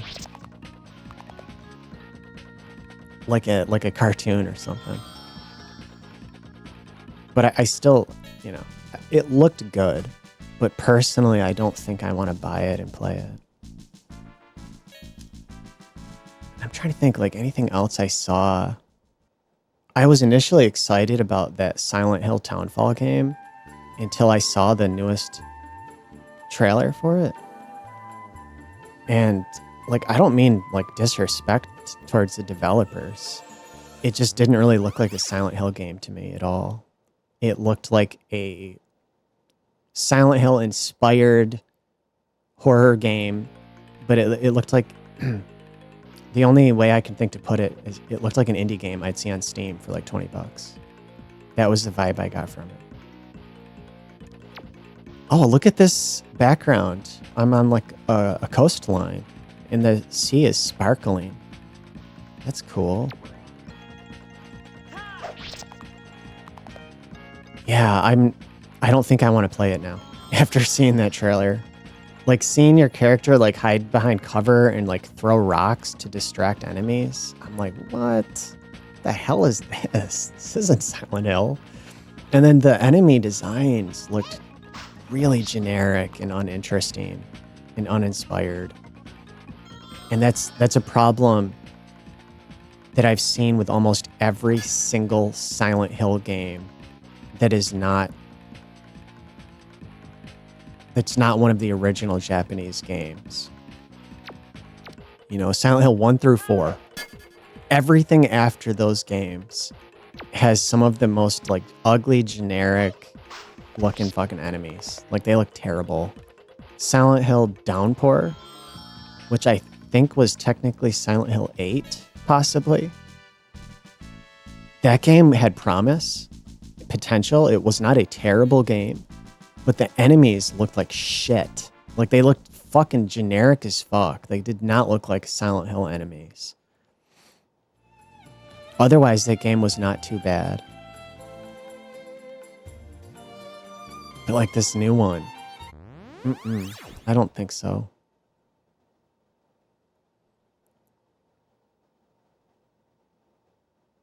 I kind of like the look of the red. I don't know, it's like the red atmosphere or environment when you're probably in, you know, like a hell dimension. It looked interesting. But again, it just didn't look like Silent Hill to me.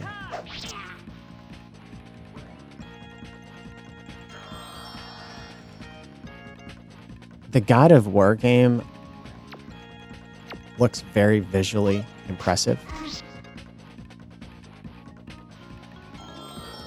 But I don't think I want to play it. I've never in my life had an interest in God of War. Never. Never once. I remember when the first one came out, I think on the PlayStation 2, and magazines were praising it, giving it high scores, and I looked at it and I was like, absolutely not.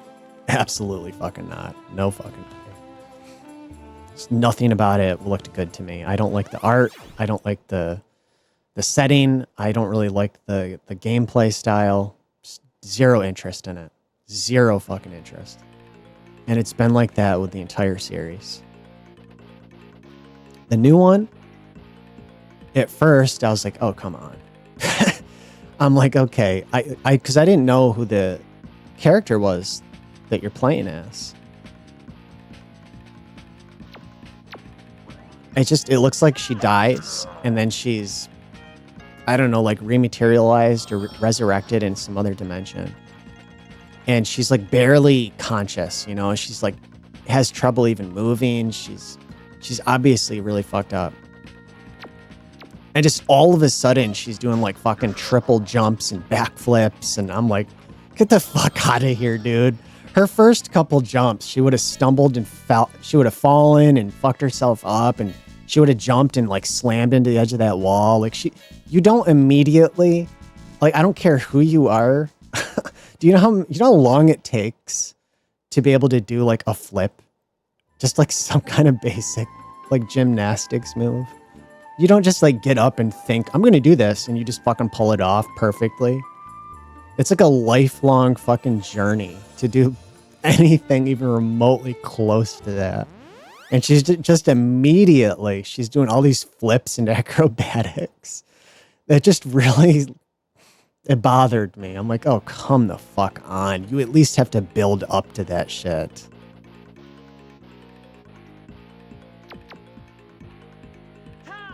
And then when I saw the talking cube, I'm like, what the fuck is this? It's almost like a Disney movie all of a sudden. It's like I'm watching a Pixar movie or something like that. This is kind of silly and cheesy. I don't know how I feel about this.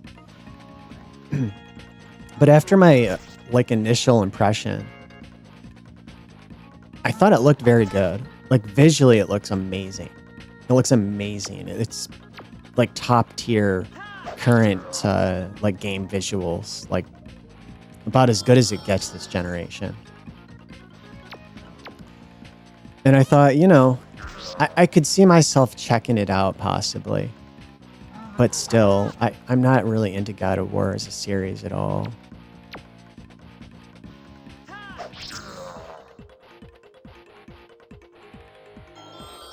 I can't think of anything else I saw though that really looked interesting to me.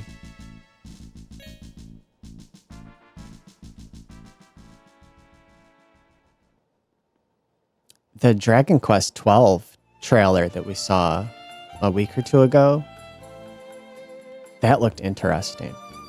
I thought that looked really good, actually.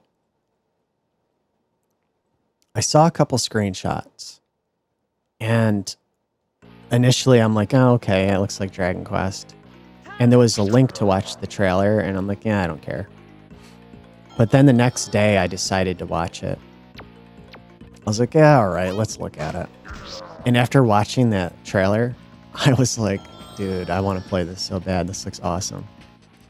It looks like exactly what I want out of a modern JRPG. You know, it's something I miss, like a classic JRPG, but with beautiful modern visuals. And that's what it looks like. It looks really good.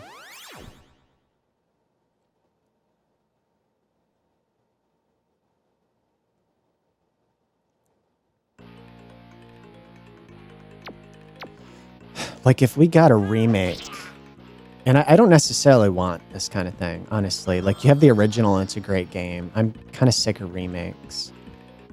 But if Square Enix did a remake of something like Chrono Trigger, I would want it to look like Dragon Quest 12. Not like Final Fantasy VII Remake. I'd want it to look like Dragon Quest 12. That sort of style. The Final Fantasy VII Remake series, I don't really like it. I don't like it. I think one of my main issues with Square's like with some of their modern games and the direction that they've gone in, they've gotten away from this stylistic, I don't know, like that visual style that they had for so many years. And when you look at a game like just taking the Final Fantasy VII Remake trilogy, I guess you could say, but we haven't seen part 3 yet, but I suspect it looks almost exactly, I'll bet you it looks almost identical to Rebirth. When you look at characters like the NPCs, they look like generic, like Sims characters. They look like some kind of generic, like, I don't know, like a generic asset that comes baked into the engine. Like there's just some nasty look to them. They don't have that stylistic look that you had for so many years with these Japanese games. They not only look realistic, but they also have like a nasty generic realistic look. Like they don't even belong in that world or that universe. They don't fit in. Like you're walking around with Cloud and fucking Red 13, which, by the way, when he revealed his voice, I basically wanted to shut the game off and I almost threw up. I fucking couldn't take it. But when you're walking around as Cloud, Barrett, and Red 13, and then you see these fucking generic, like, Sims NPCs, I'm like, what the fuck is this? It doesn't even fit. These two styles don't even fit together. They don't even look like they're from the same fucking game or the same world. And the NPCs just look nasty. Whereas if you go back and look at Super Nintendo, PlayStation, even PS2 era RPGs, NPCs oftentimes had the same sort of visual style as the main characters.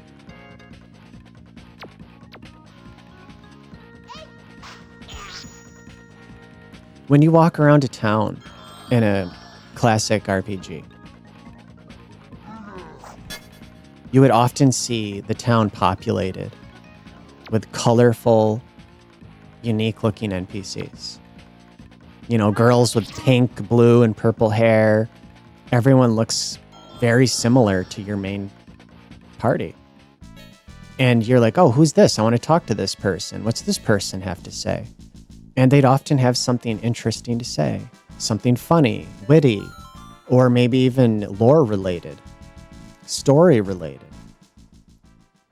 And a lot of these modern RPGs, especially coming from Square Enix, the NPCs are almost like background elements, like they're part of the background of like a Disney ride. And they either have nothing to say, or what they say is like a complete waste of your time to even look at, like to even pay any attention to. It's weird. I don't know what happened. I don't know why they've chosen that path, but it sucks.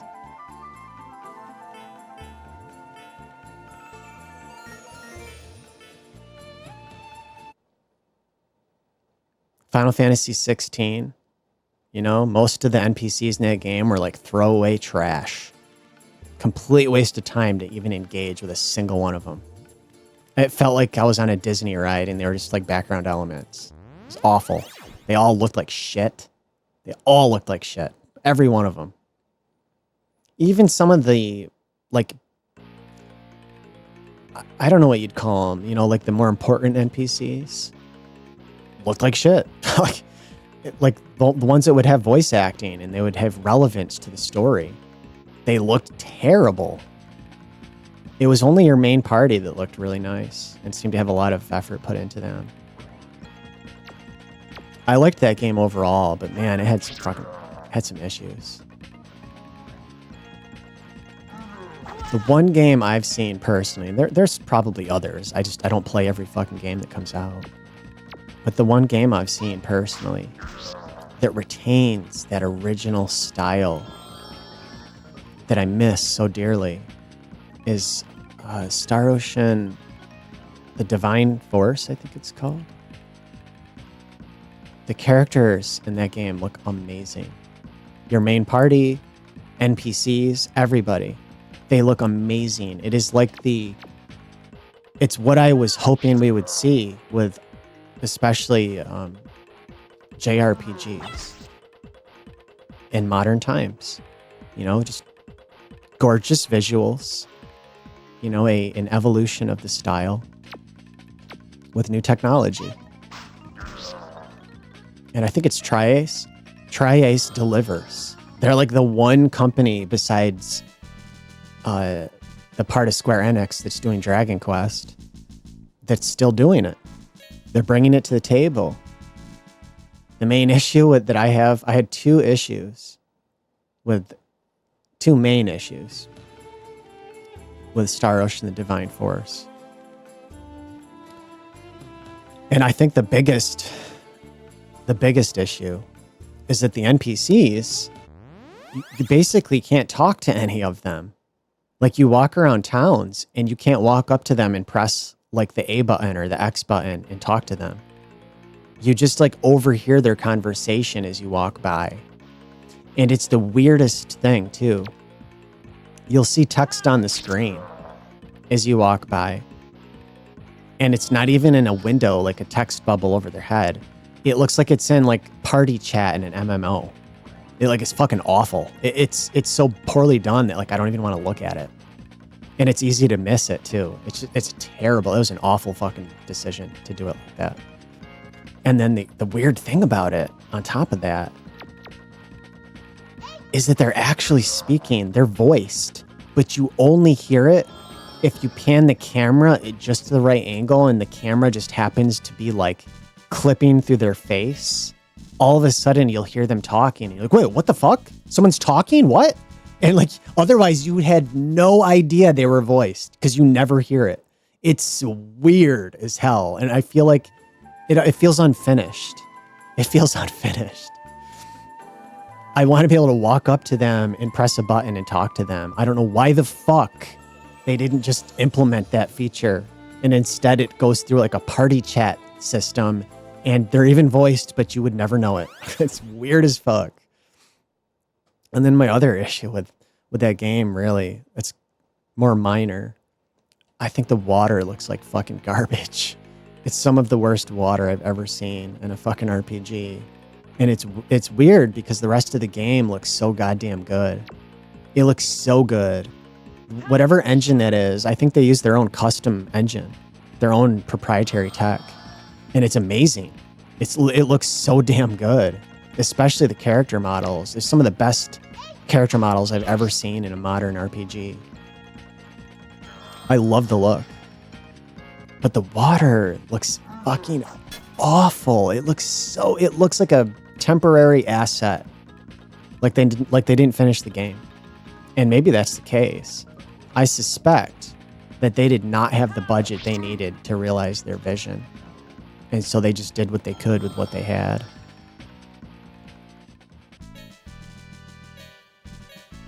I hope they keep going with that series. Because the one thing I've noticed with Star Ocean is even the games that don't do very well or get poor reviews, they still look amazing. They still look really good.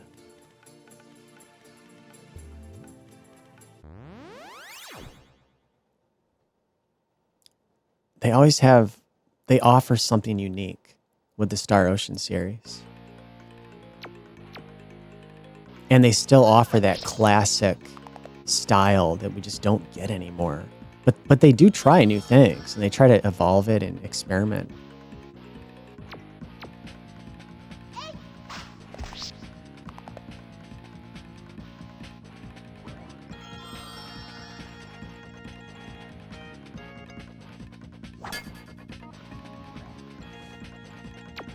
Oh, there was a third issue I had with that game, actually.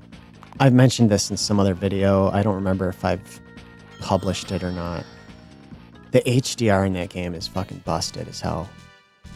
If you're playing Star Ocean: The Divine Force on a TV with HDR, it is so fucking messed up. It'll look amazing in certain scenes. And then all of a sudden you'll walk into a house or go into only certain parts of the game. There's like this one town up in the mountains, I forget the name of it, where like the HDR in that entire town is busted. Everything looks like it has a black void on it. The base of a tree where there'd be like a shadow under a tree looks like a black abyss. The side of a wall that should just look like there's a light shadow from, like a shadow from like the sun. It looks like a black void, just pure black void. You walk into a house and it looks like you can't see a thing. You walk into the house, you go through the door, And then all of a sudden you're just walking into the wall because you can't even tell where you are. It's so dark. And then you turn HDR off in the menu, and all of a sudden everything looks fine and you can see everything. And it's like, what is going on in this game? I probably spent hours trying to fine tune HDR settings on my TV, and it barely made any kind of fucking difference. And then it broke HDR and anything else I tried to, play on the TV. It's the game. There's something wrong with the HDR in that game. It's just like, I don't know. They didn't fine tune it. It works in some areas and it's completely busted in others. I didn't even notice the issue until I got farther a few hours into the game. It's only in certain towns and certain parts of the map. Like, it's a problem. It's a real problem, and it sucks because when it works, it looks really good. And you don't want to lose that. You don't want to just disable it permanently because you're missing out on some great looking lighting. I guess I'll stay at the inn again.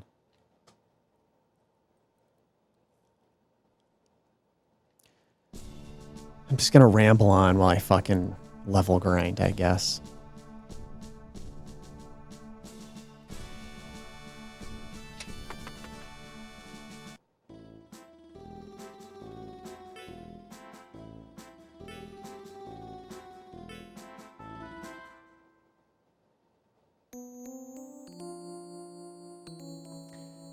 Well, at least with classic games like this, we didn't have to worry about weird issues like that with lighting.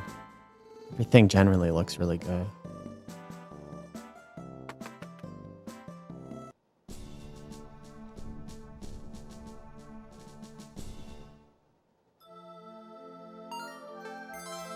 That's something I've noticed on this TV. Like the blacks look really good on it. Really good. Like, it almost reminds me of like an OLED or something. And some of these older games, like, they don't have the issue that I've seen in modern games where some of the geometry, when it's supposed to be dark, it glows.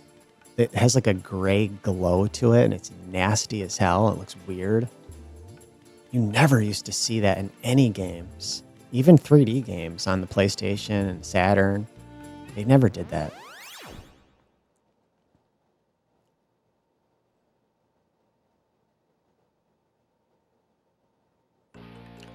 I suppose I'll try going south now.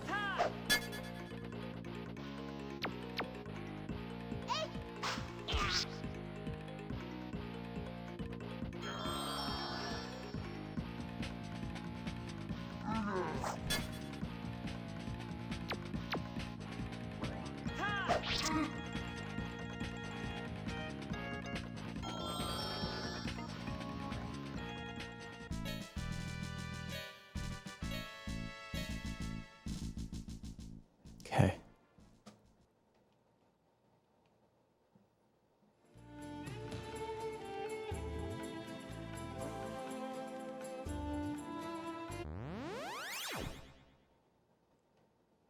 I know there were some recent gaming events besides the State of Play, but I haven't looked into any of those. As I was saying earlier, like, I don't engage very heavily in that sort of thing.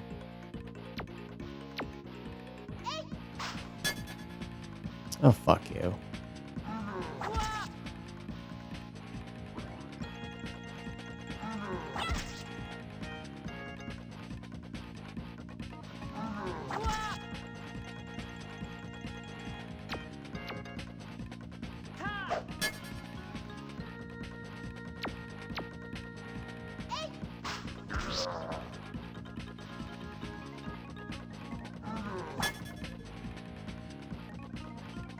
Did it say Bastard's Crest?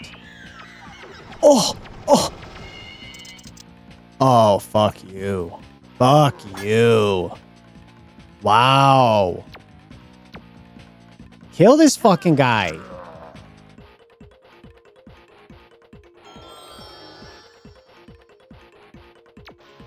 Damn.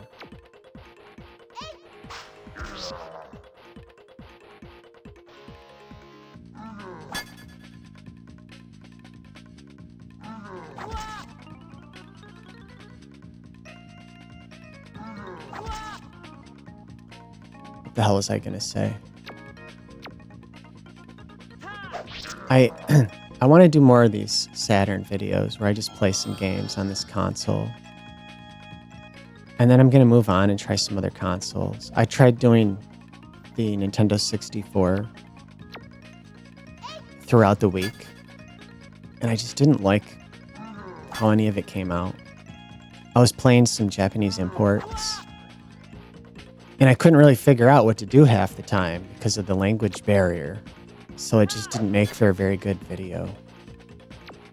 I really wanted to play the games, though. I do have some US games that I can understand.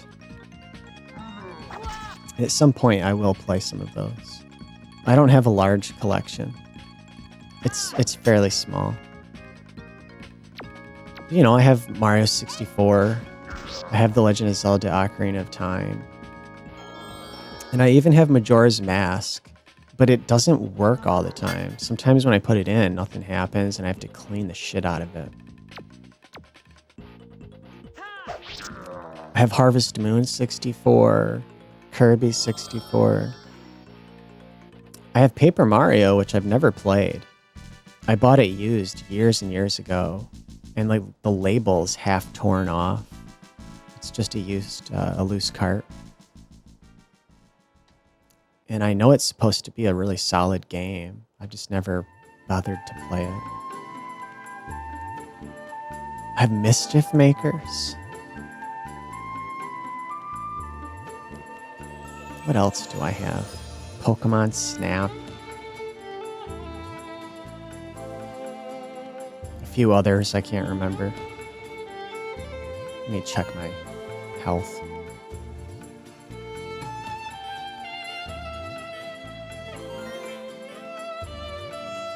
Man, that music's so good.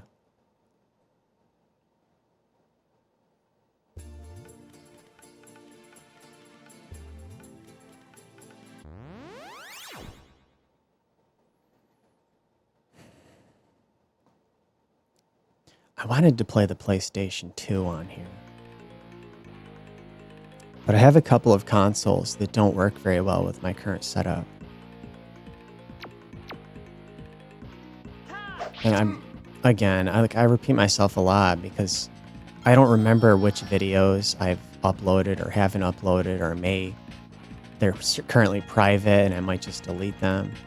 So I say some of this stuff and I repeat it a lot because I'm not sure if it's been made public. But some of my consoles, like the PlayStation 2 and the Sega Dreamcast, they don't work very well with my camera and this TV. Instead of the scrolling line you get like in this game, it's noticeable, but it's not that bad. You see it scroll every 4 seconds or so, and it's quick. It gets in and out pretty quickly. On the PS2 and on the Dreamcast, it moves across the screen for about 30 fucking minutes, very slowly. And everything above it, like in this game and in most systems like this, I'm assuming it's like a progressive scan, like video mode. Anything above it, it's just like kind of out of sync with what's below it. So it has like a minor screen tearing effect. But on the PS2 and on the Dreamcast specifically, because I believe, and it's just, I don't know for sure, I'm just guessing, I believe it's interlaced. It's darker above the image than below it, like really dark. And it's extremely distracting.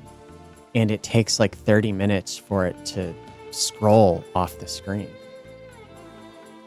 And it basically makes it unplayable. I don't know which way to go. Do I go over that bridge?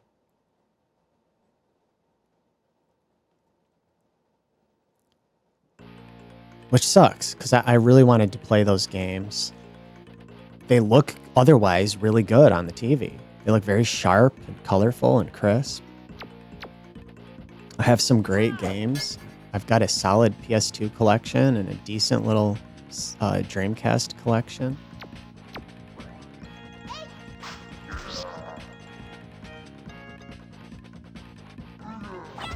So, I don't know. I'm not sure what I'm going to do about that. The one game I thought I might try playing on the PS2, even though we've got that weird issue, is Silent Hill 2. Or maybe Silent Hill 3. I have Silent Hill 2, 3, and 4 on the PS2. Oh, it's this fucker again.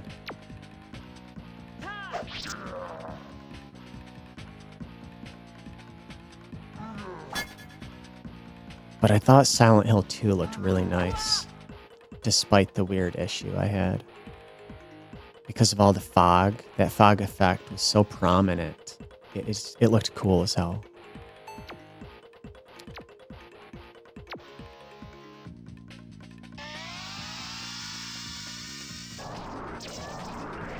I was playing Growlancer Generations, and I was thinking of playing that, but with the weird issue, it would look terrible. And that game's way harder than I remember. I died so many fucking times in that bitch. I found it to be very frustrating.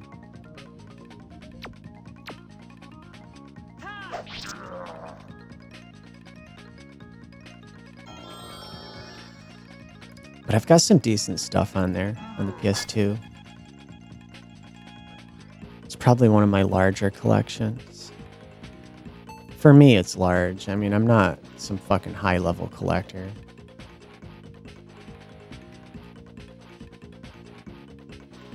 You know what? I'm gonna recover.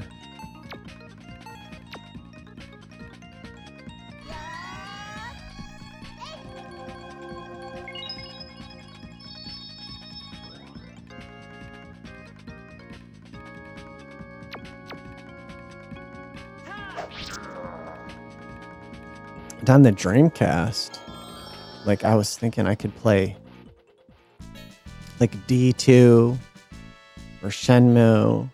I've got Grandia 2 and Skies of Arcadia. I've got a handful of Japanese shooters, imports, like Ikaruga and Cyvarrior, something like that. Let's go over here. I see something.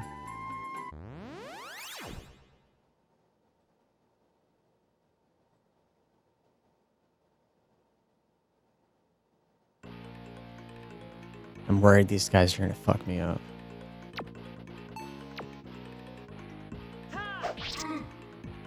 It's weird that he makes that noise. It sounds so unsettling. Fuck.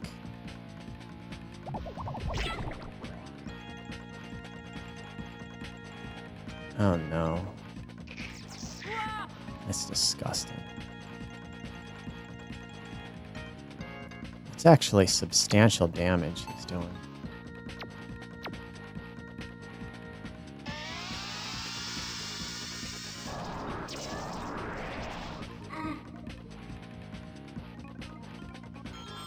There we go.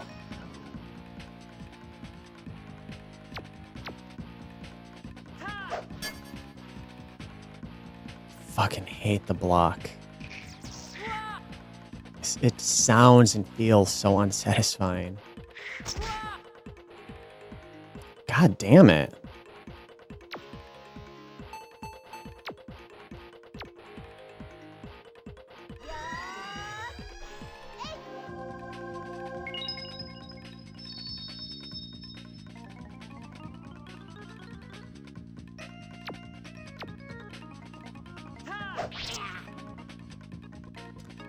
I don't know. I'm sure my plans will change. Because, like, I was thinking maybe after I do some more of these Saturn games. I've got a Neo Geo 8ES on the floor here right next to my feet. I was thinking maybe playing some games on that. I might do a video, like a short video or something with that. I have the PC Engine Duo R. GameCube. You know, I've got some different stuff, but I don't know, I might just do the PlayStation. It looks really good on this TV. The cables are already hooked up to it. I have a ton of games for it.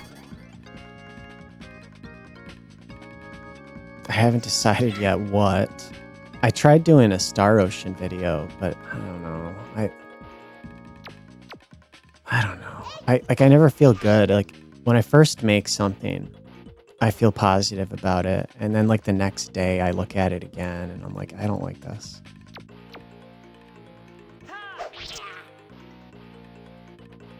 And then as time goes by, I hate it more and more.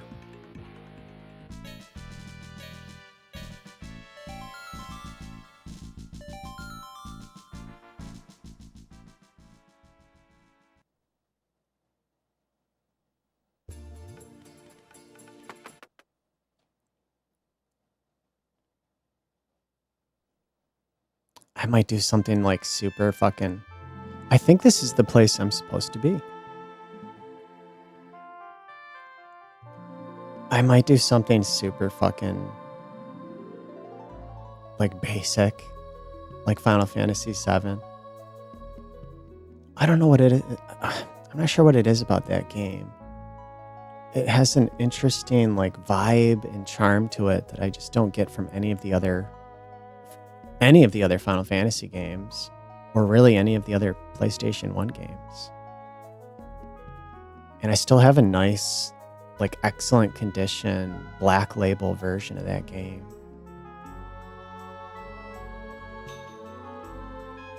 Chrono Cross is another one I thought about. I tried playing that like last year, and I couldn't get into it. I started falling asleep playing it. I found it to be boring and uninteresting. And I just got sick of it after a few hours. I don't know what it was. I couldn't quite put my finger on why. We're finally here. Solus. It's more beautiful than I remember. I had wonderful times here, Pike. Let's find the sanctuary. I just hope we're not already too late.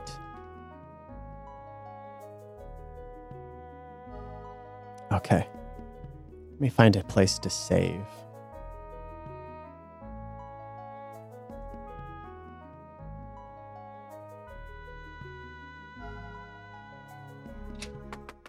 I'll stay at the inn. Oh, it's one of these girls cleaning the countertop. I like that animation. I like the way it looks.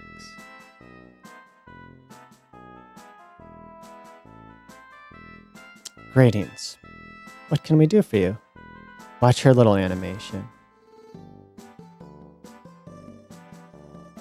Isn't that cute? Kind of goofy. Yeah, I suppose I'll buy some mint.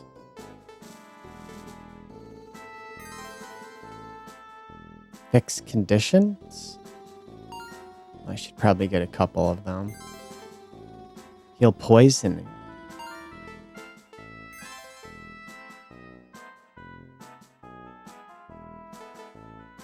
The hell's the difference? Fix conditions, 1. Restore condition, 1. The fuck's the difference?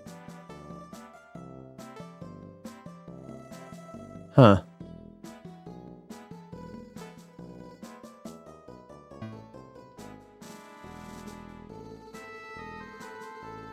I thought it said... I must have read it wrong. I thought it said inn. Must have said item shop.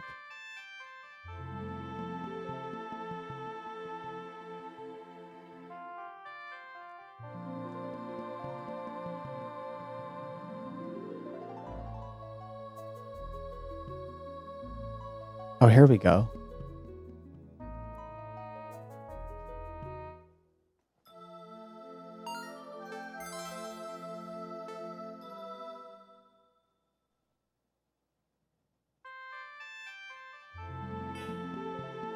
I heard a rumor about the Dragonman tribe living in the cave west of here.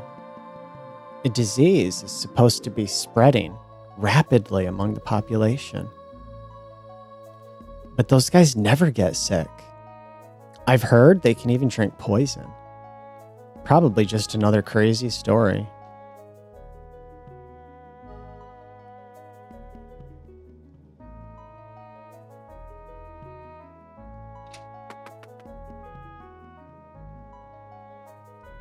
What's this thing on top of the bookshelf?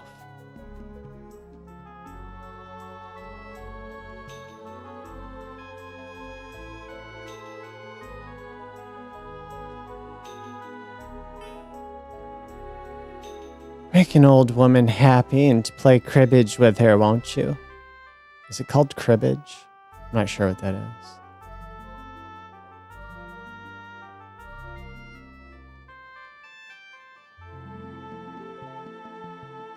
Yeah, I might do that. She'd probably make some nice homemade... She'd probably serve some nice baked goods.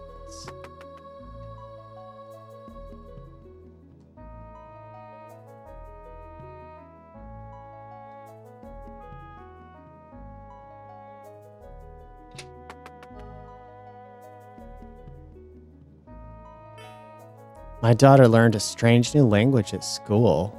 She calls it Ebonics. Okay. Yo, what you be doing in my crib, homeboy? I asked you a question.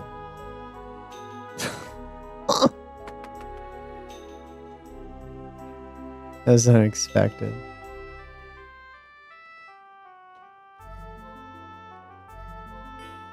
You peer into the chest. It's empty.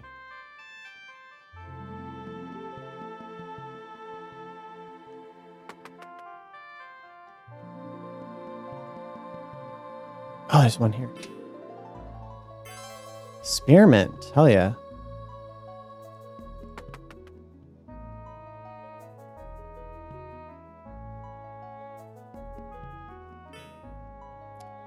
There are two sisters in the sanctuary.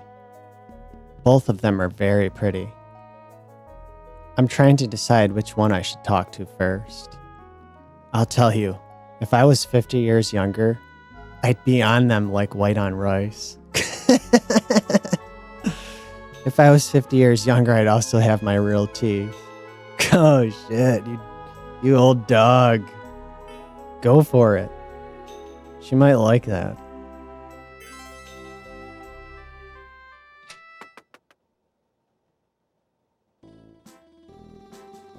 Oh, cool. She's like tapping her finger and flipping a knife in her hand.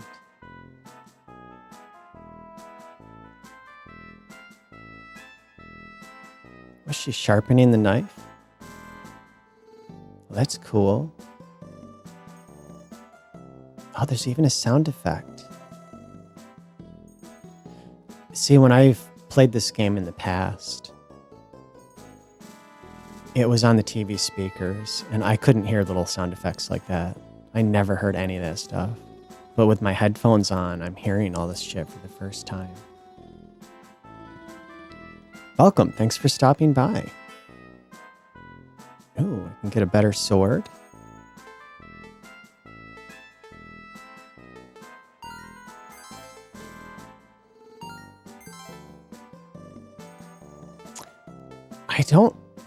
I seem to recall this wolf's nail being a weapon I don't like. Because I like how she can throw. She has like a long-range weapon. She throws that knife. But if I'm not mistaken, the wolf's nail is like a short dagger. And it just, I don't know, I don't like it. I'm going to hold off on it.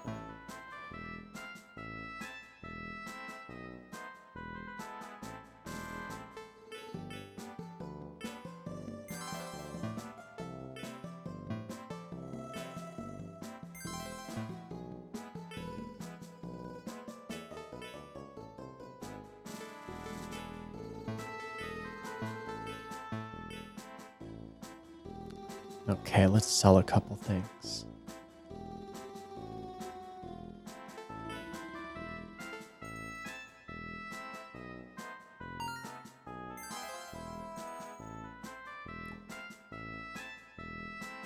Did I just buy hard leather? I think so.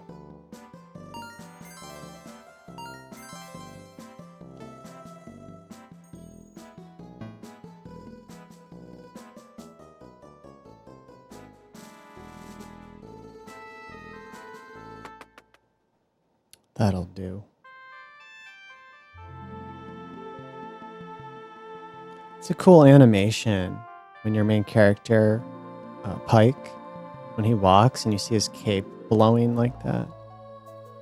Or flowing.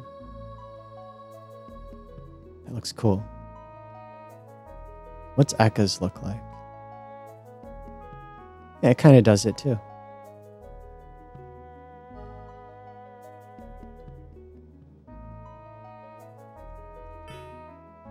I used to live in a town without a sanctuary, and I was always afraid. Now that I live here in Solus, I feel safe and protected from evil. Magic shield?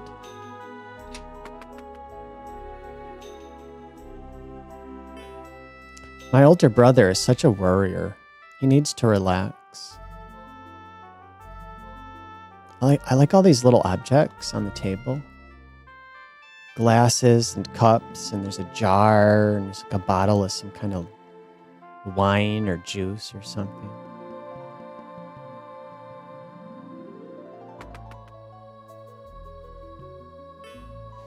There's a castle to the southwest ruled over by a vampire named Valerian. He attacked Solus 12 years ago. I was just a boy, but I still remember. Chorus and Rita, the priests of our town, sealed most of his evil powers within the power crystal. But now I hear that Valerian has regained his powers and that he's planning to attack us again. What will happen to us? We don't have the strength to stand up to him a second time. Yeah, it doesn't sound like a warrior. He sounds like he's being cautious and he has a fucking good reason to be. You peer into the chest and received a grizzle fang.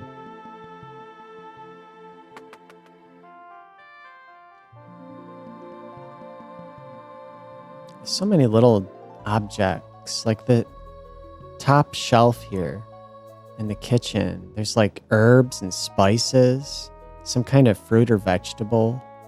And then there's these little small jars in the corner that appear to have similar herbs and spices in them. And there's like, I think some dishes in the sink next to the little stove with the pot on it.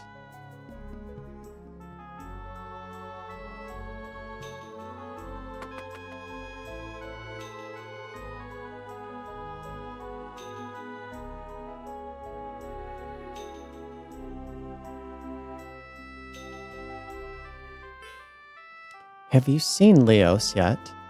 You should go to the sanctuary, silly.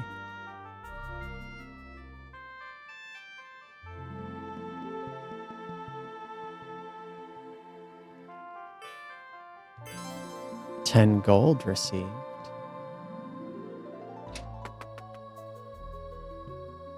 Is this the sanctuary? Have you seen Tyrone? Brown hair, brown eyes, guilty look on his face. You tell him to get his butt down here right now. I'm gonna kill him. Is that his girlfriend? Yeah, I should probably stay away until she's cooled down a little. I'm a volunteer here at the dorms. Always so much work to be done.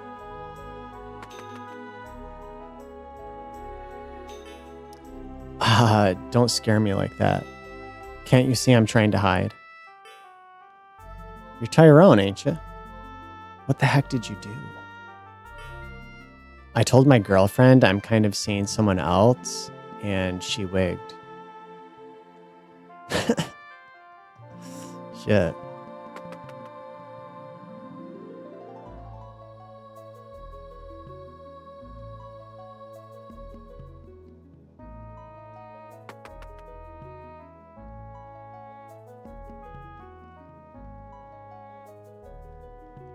Can't talk to the dog? Peer into the pot and receive a silver candlestick.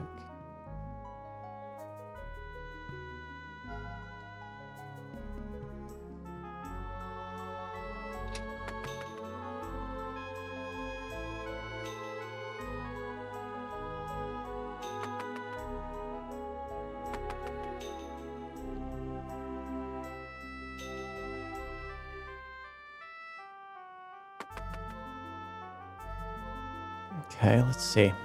Where's that sanctuary?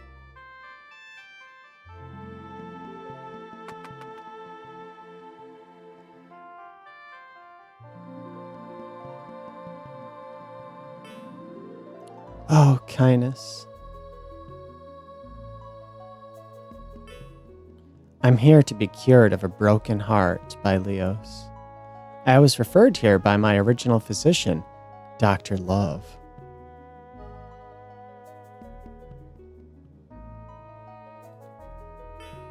I came here to see my friend, Emily. I can't believe she's been with the sisterhood this long. I thought she would drop out a long time ago. I'm impressed by her drive to succeed.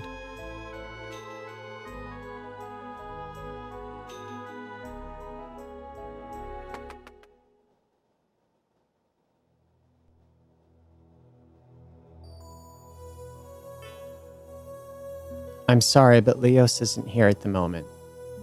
Anyway, you could come back later.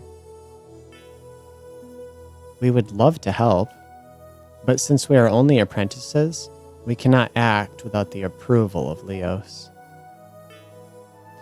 Well then, can we see Chorus? Chorus? There's no one here by that name. Unless you mean... Let me think. Chorus.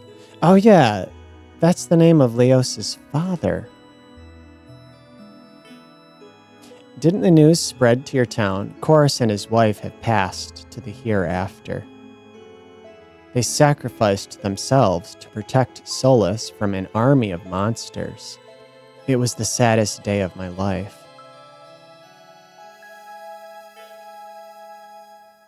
What? It's not possible. Chorus was a great priest. He wouldn't succumb to. I too was taken by surprise. Maia was here during the time of Chorus's passing, but I was not. What? I thought you came here after hearing of Chorus's work, Emily. Oh Lord, no. I came here strictly because of Leos's work. When I heard of the work being done here by Leos, I wanted to be part of it.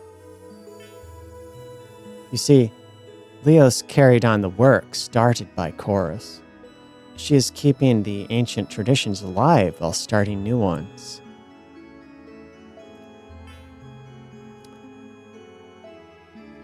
So Leos is also a priest? There is no doubt. Why, of course. Leos is strong, kind, gentle, beautiful, wonderful, wise, amazing, fabulous. Pardon Emily, she tends to ramble. Anyway, yes, Leos can definitely assist you. Look, Leos approaches. Step respectfully to the side, please.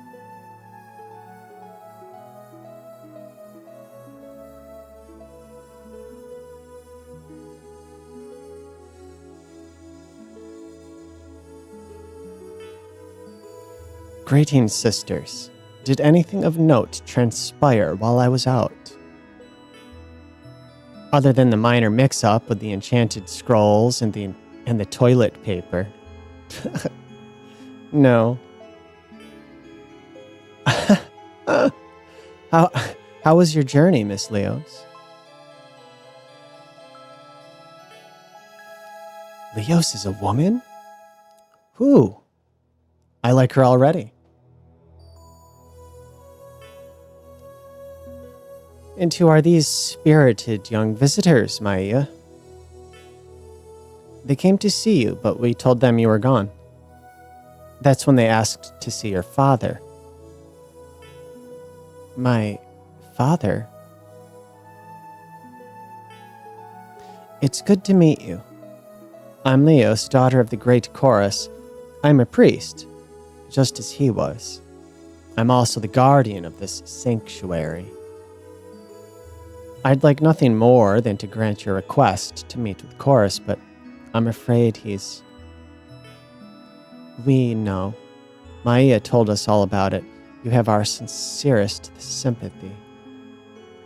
I'm Eka, and this is my friend, Pike. We've traveled a long way to find one qualified to assist us, Leos. Eka and Pike. I should be able to remember that. So then, with what did you require the assistance of my father?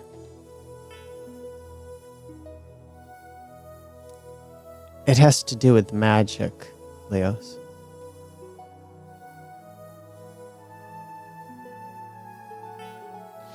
Leos, we need powerful magic to break a very strong and evil spell. I don't quite understand. You both seem to be in fine health. Have you come on behalf of another? Leos, I think that you should rest after your long journey. Oh, just gonna interrupt in the middle of this? Are you kidding me?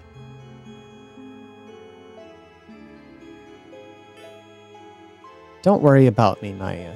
My feet are tired, but the rest of me is just fine. And curious as to why Pike and Eka are here. I'd be glad to help you, just tell me what's wrong.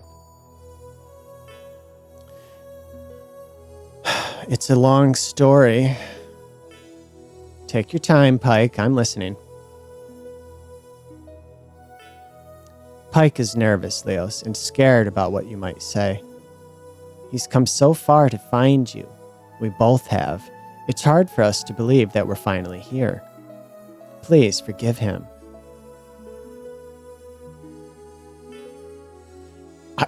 Okay, I didn't realize that was the wrong choice. It started in my village. My heart goes out to you, Pike.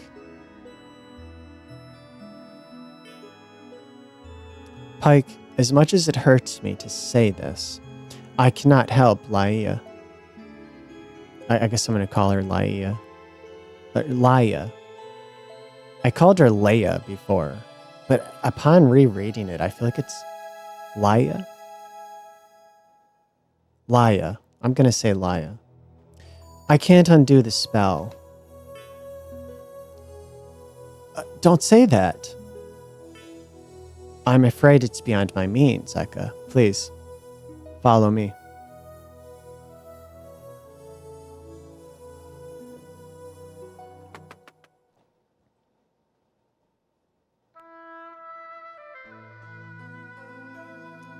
Fuck. Oh, no. This must be some kind of bad dream. They're all like Laia. Yes, they are. They've all been brought here by friends and relatives in just the last few weeks. The terrible magic of Redoria's legions has turned them to granite. I've tried countless times to reverse the spell's effect, but I lack the fortitude to overcome it. We thought. It took all my strength just to protect this town from Redoria's legions. And I couldn't have done that without the help of Emily, Maya, and Kynus. You did all you could, Leos. Kynus? Who's that? Kynus is a magic priest residing here in Solus. He's nearly as powerful as I am. Kynus and Leos have known each other since their childhood. And right now, Kindness is away. He's searching for a way to bring these unfortunate victims back. Leos. This must be him. Wonderful news. I've tracked down one with the strength to reverse the effect of Redoria's magic.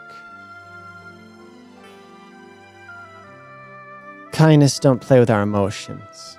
Did you really? Well, I didn't believe it either, Maya, but it is true.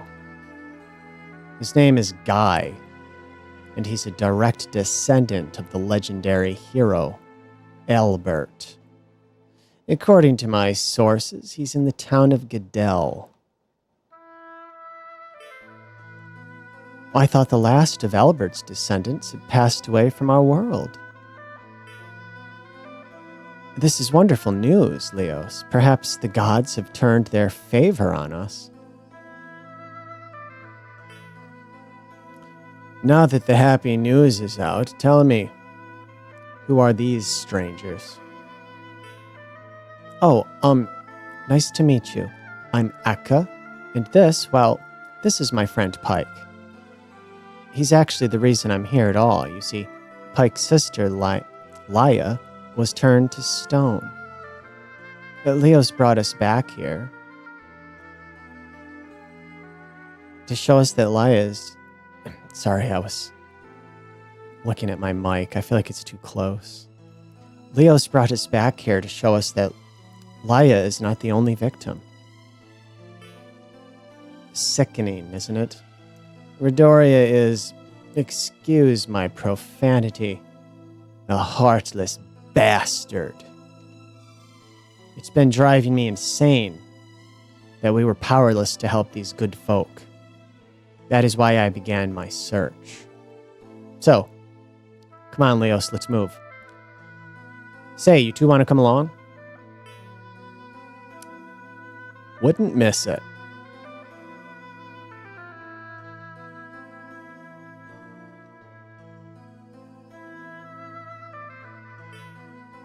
Not so fast, Kindness. I'm not so sure we should leave right away.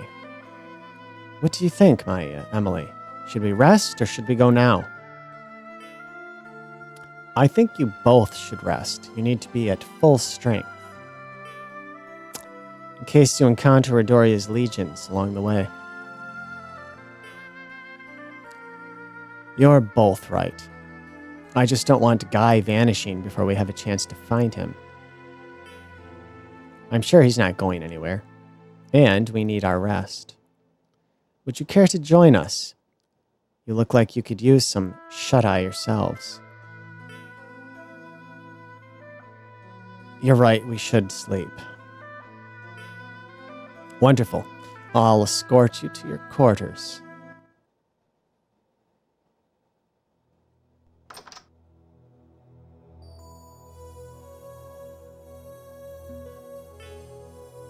Pike, yours is the left, and Eka, yours is the right room. See you in the morning.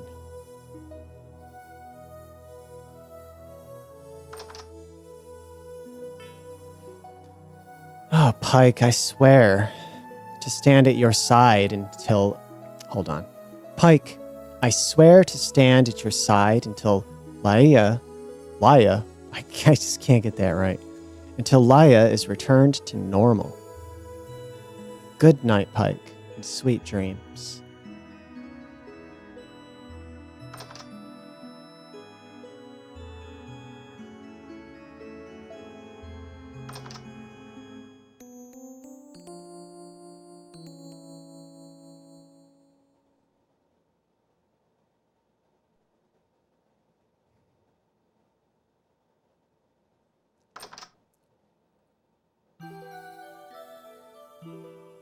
The hell? Hello, Pike. My innocent, sweet Pike. Please, come to me.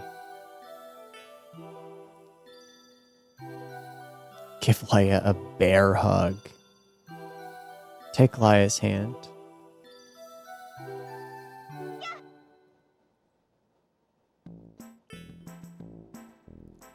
What are you doing, pervy? Wake up right now.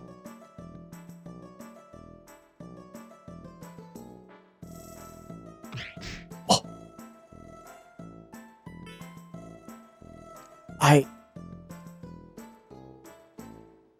I was, dreaming. Yeah, sure. Wait, you're serious? I'm sorry, but you scared me. And well, I've never been touched by a man before. Well, don't worry, I'm only 11, so I wouldn't quite call me a man. Jesus. I mean, I've been touched, but not... Oh, you know what I mean.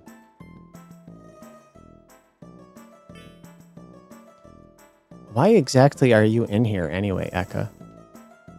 Couldn't you knock to wake Pike up instead of bashing him into bricks? I tried knocking Cirrus. Cirrus is the sword. I don't think she's talked yet in this video.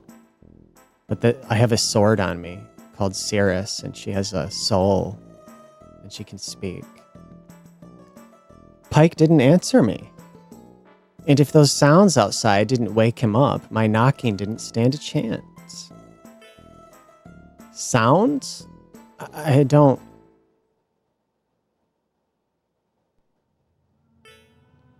Hold on, I hear someone running. And was that a scream? I think it was. What's going on? Let's go downstairs. Hurry, Pike. Shit.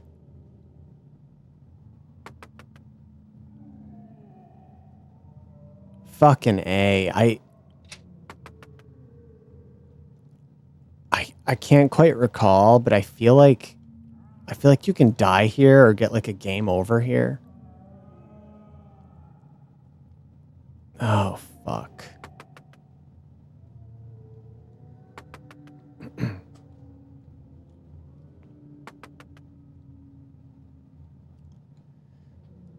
Shit.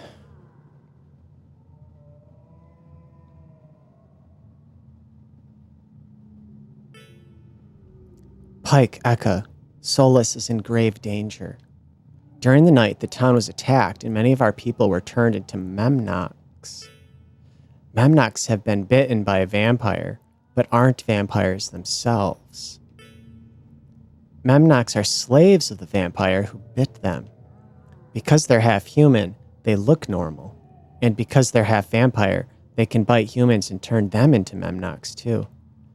It's the pyramid scheme from hell. Okay. The only way to cure a Memnok is to kill their vampire master.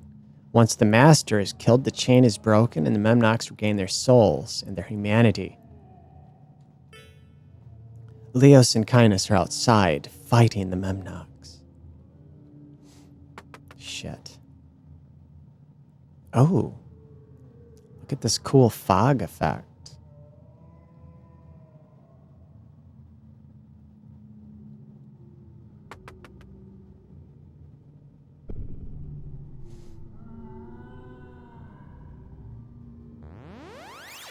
Oh, shit.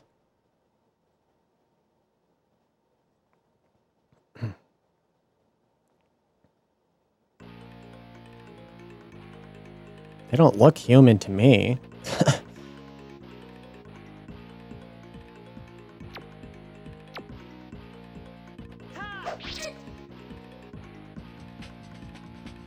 Oh, no. Shit.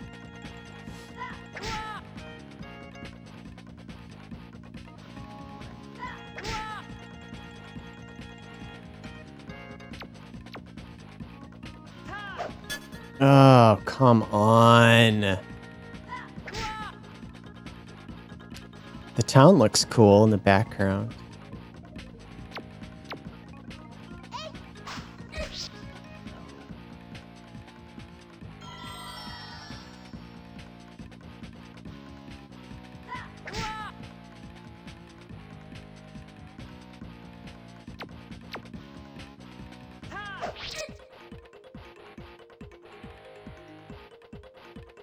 A love bite. Oh no.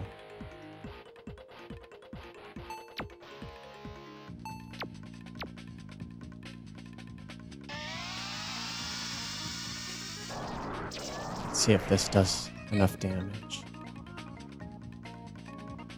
Yes. Okay.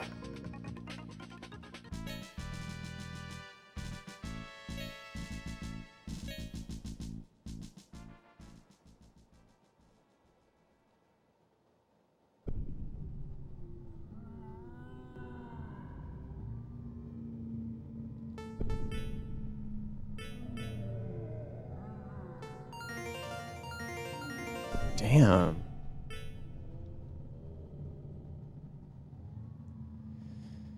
Ah, shit.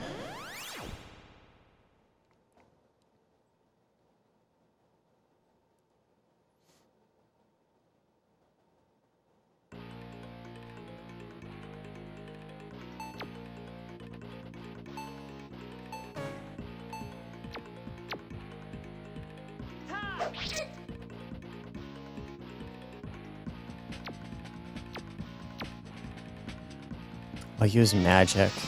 I don't want to risk them blocking all of my melee attacks.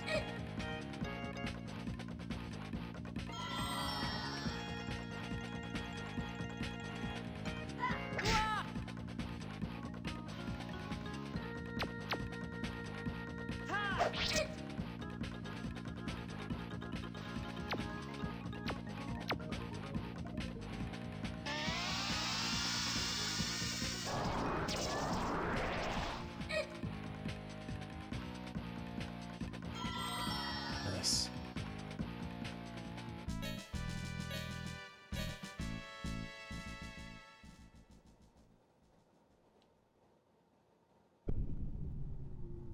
I have a feeling that once I get to wherever the hell I'm going, there's a fucking boss battle.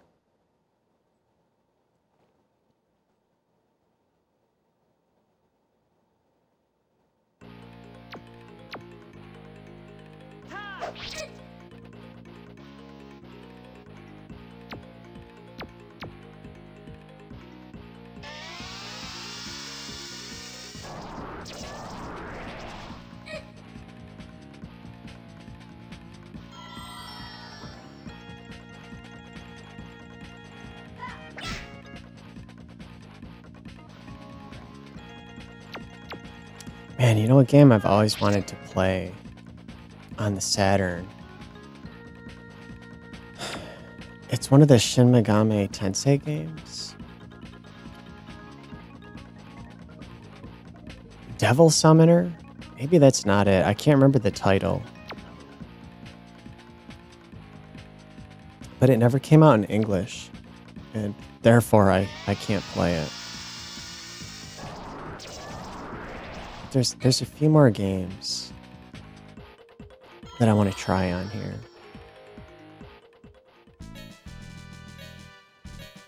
I was thinking possibly of Tomb Raider because I own that one. But I've never really liked Tomb Raider. I've never really gotten into it. I'm not good at it at all. I barely know how to play it.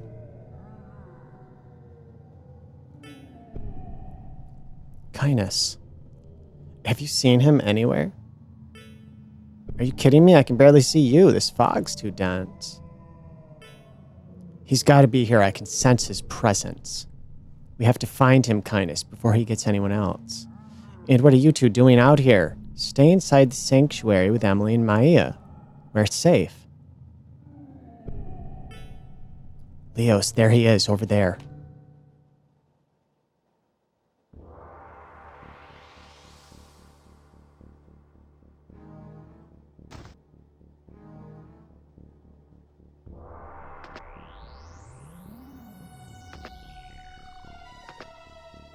I want to have that skill. I've waited for so long. Scheming in my coffin each day. Regaining my strength each night. Now, Chorus is gone. His body, a rotting sack of flesh. And Solus belongs to me. its possessions, its people, its very soul. My father stole away your power 12 years ago, you blood-sucking demon. But he spared your life. I'm not as merciful, Valerian. I'm going to destroy your evil forever. What she said. Daughter of Chorus, if you want to spare the people of Solus, come to my castle.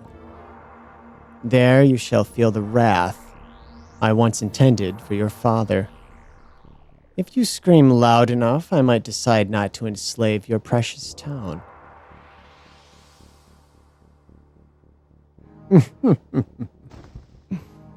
Until then, honey.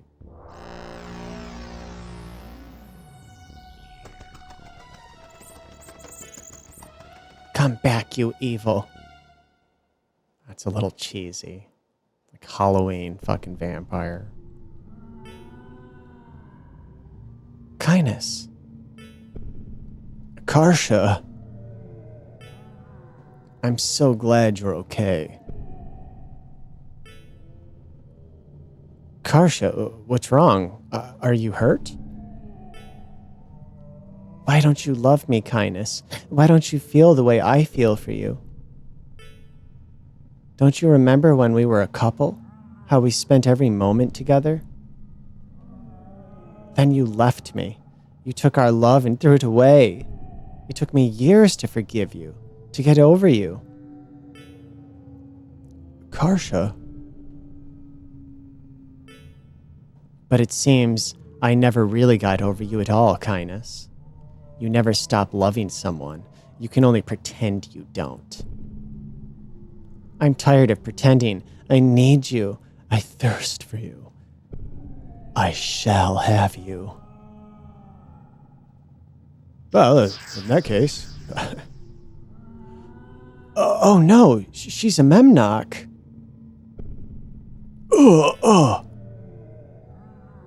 I'm sorry, Leos. Sorry for not saying these things a long time ago. Karsha, we can't help you. We can make you better. No, you can't. Leos. I feel like reading this reminds me of in Spaceballs when Dark Helmet was playing with the action figures. That's what this is like right here.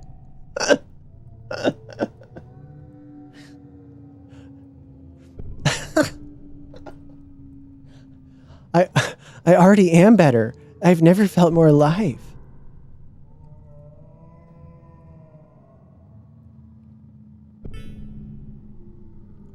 You and I will be together for all eternity, Kindness.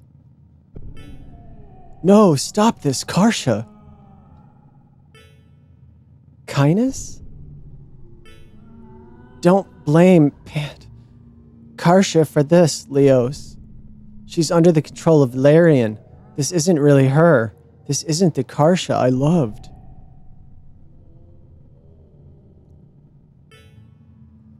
Leos, you know how to find Valerian's castle, right? Pike and Eka, go with Leos to the castle. She'll need all the help she can get. I'll stay here and fight the Memnocks for as long as I can. Good luck, Kindness. Don't worry about me. I can survive on my own. And I don't want to be near Leos when I transform. I'm afraid I might do what Karsha did.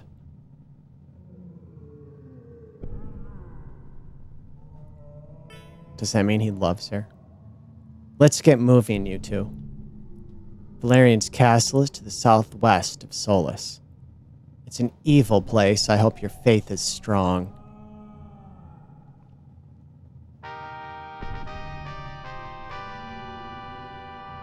Leos joins your party.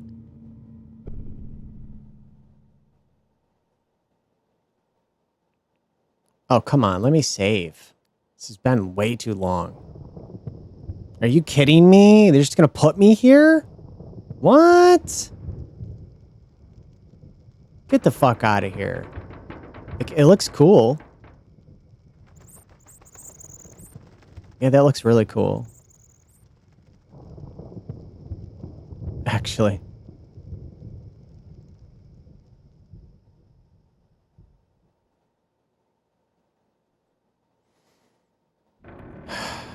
Damn it.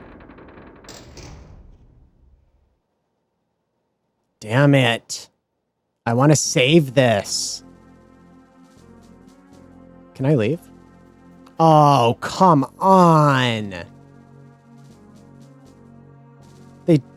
They didn't even recover my fucking health and magic. Are you fucking kidding me?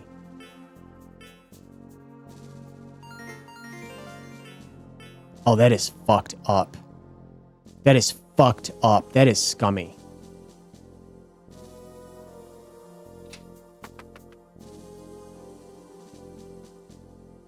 Oh, shit.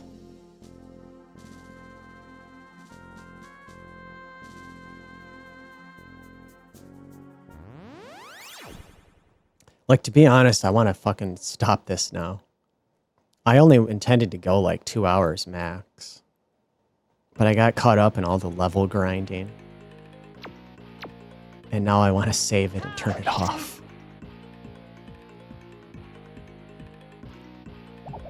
Oh, shit. I didn't even get to buy items?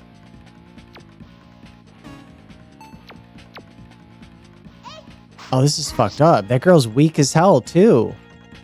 She's like half dead in one basic-ass attack.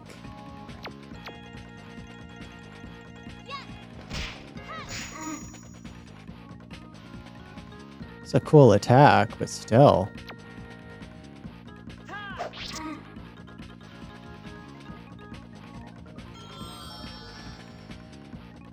Fuck.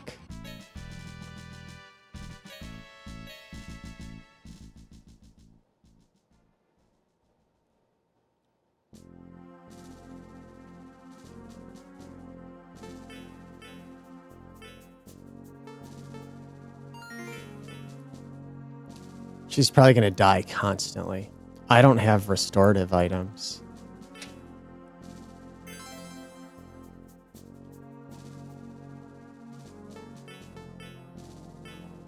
She has no weapon. Small shield mail. And then dress clothes. We can give her a protect ring. What the fuck?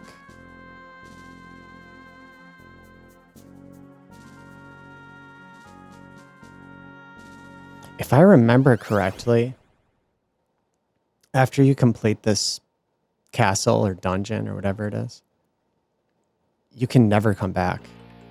So like anything you do here, you have to do during this encounter because you can never come back.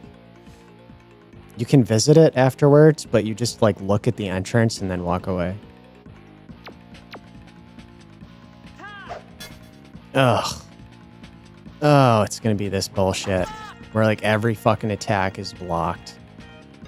And it just drags on and on and on.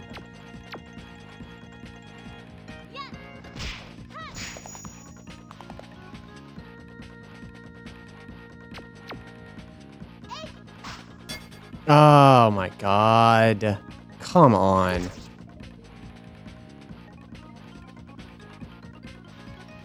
Fuck you. Fuck you. She's even in the back row. Get the hell out of here.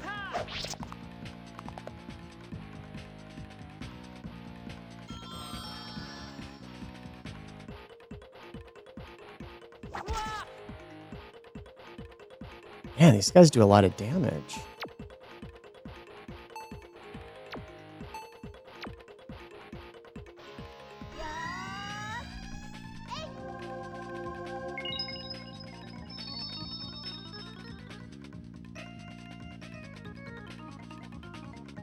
Oh, fuck the fuck off. Fuck the fuck off!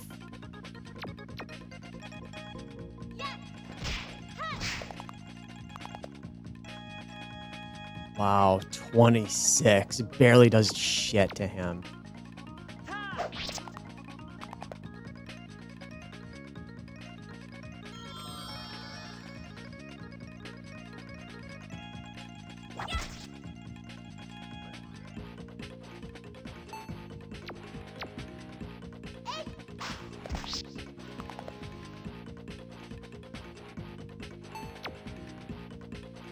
Okay, she has some skills here.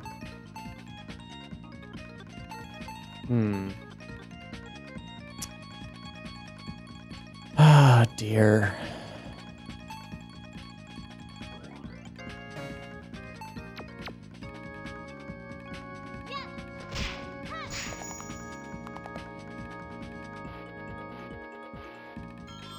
Okay, good.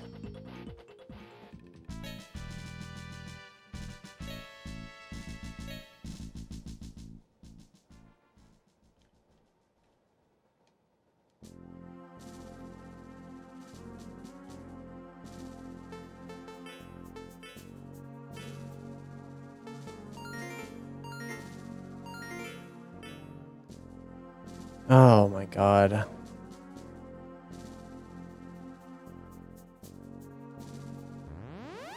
I feel like I should fully inspect each floor. There's likely a... I'm hoping there's a save point in here. Or maybe like a healing spring. Oh, fuck this. Like, I was not in the mood to do a whole fucking dungeon, dude. I was in a town. Like, I was about ready to fucking call it. Dude, look at this. Like, I'm almost dead already. Let's try this thing.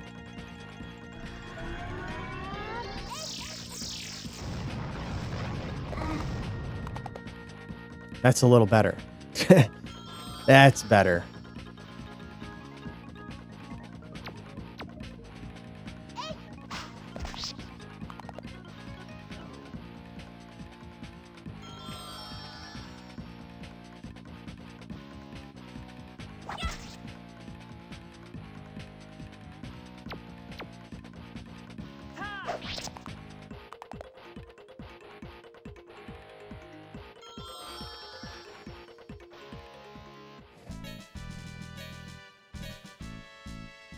Man, I would have thought she would have...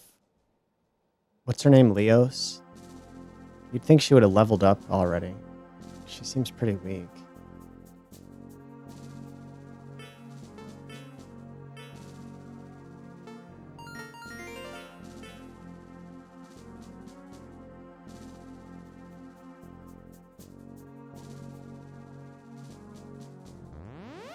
Fuck you.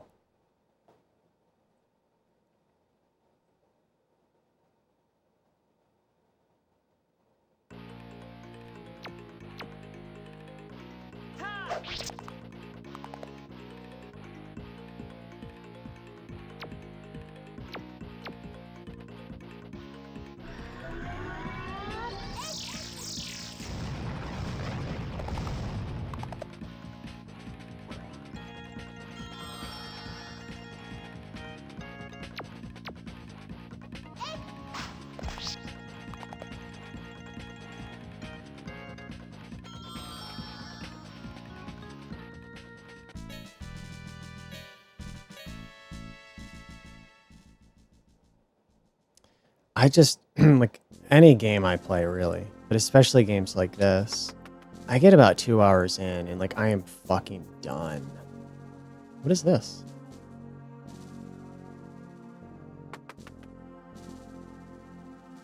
Like, I had this friend when I was in high school that would play RPGs like this for, like, 12 plus hours every fucking day. And I don't know how the fuck... I don't know how the fuck he would do it. Wild Arms, I remember. You know, this was back before... He didn't have a strategy guide or anything. You couldn't go on the internet and get these nice, well-made guides. Especially when a game had just come out. This was like 1997, probably. And Jesus, I watched him play that game for so many fucking hours. I wanted to throw up. Like, I couldn't even take it anymore. And in that game, it's really easy to get lost and have no idea how to proceed with the story. And so he would just be wandering around the world map, going back to places he'd already been like 10 fucking times and like redoing entire dungeons over and over. And I'm like, how the fuck are you doing this, dude? Like, how do you have the will to keep, like, how? Like, I felt like throwing up. It was making me feel like I was poisoned to even watch it.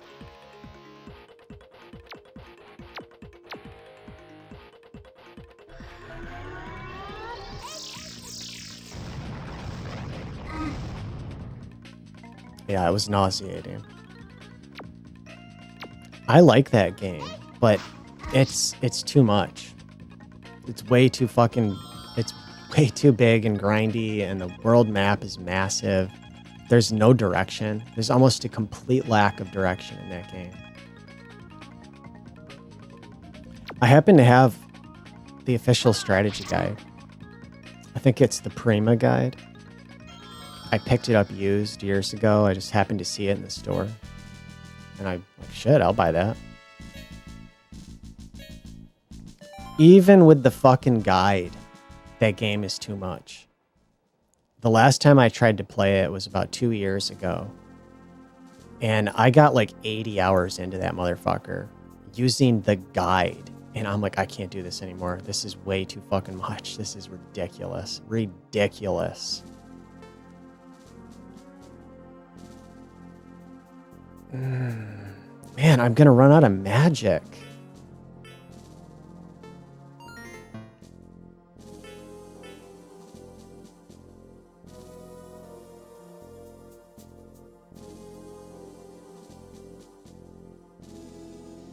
Oh, fucking A.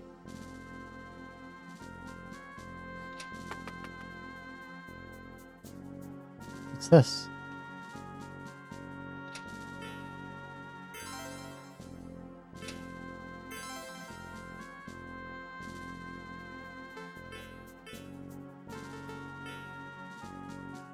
Okay, I can't.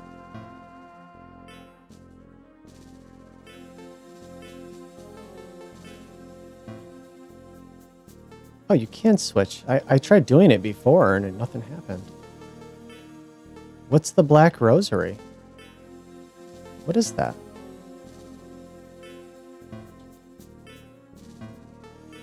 Huh. Is it an item?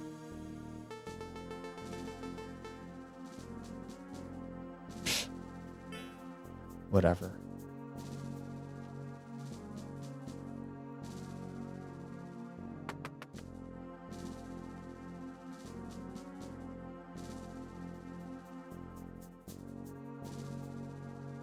Fuck off. With this like maze-like bullshit.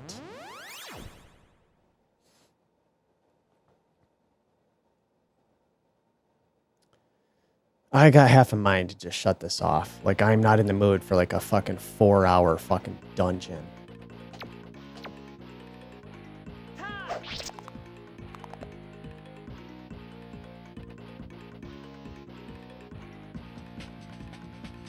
But this is the kind of thing to expect in this game, I suppose. It definitely gives you a taste of what this game is like to play, what it's about.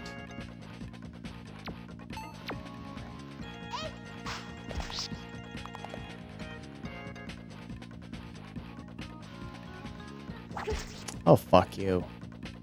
Man, they do so much goddamn damage on her. Okay, I was not going to do this because I want to save magic, but fuck that.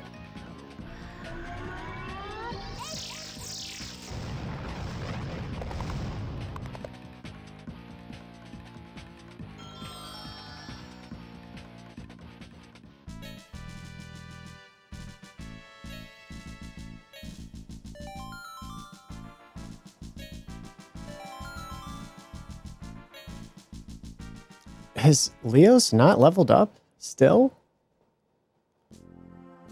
At least the rest of my party leveled up. Oh, and that recovers all of your health, but not your magic. Fuck. God damn it.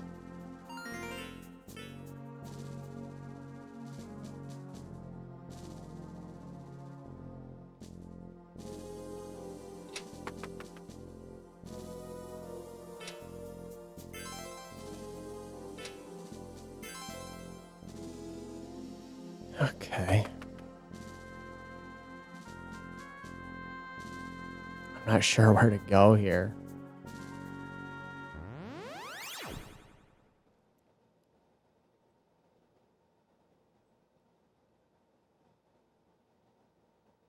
What the hell are these guys? Wraith? Shit.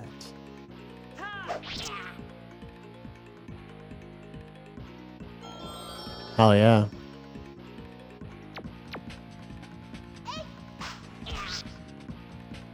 That's a satisfying sound. Oh fuck, what is this? What is this?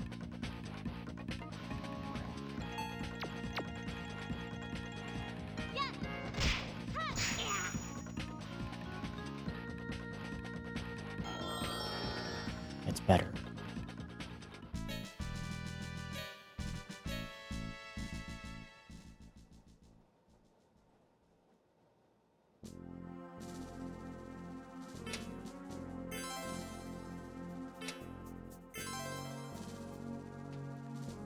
The hell's a Hell's Chime?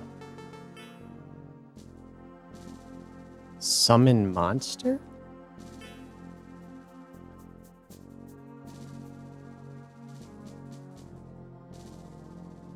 Well, what the fuck? Where do I go?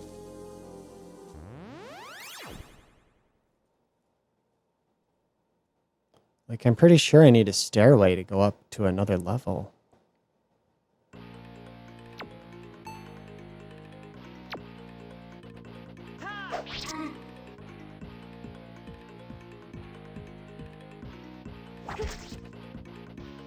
Oh my god! Fuck the fuck off!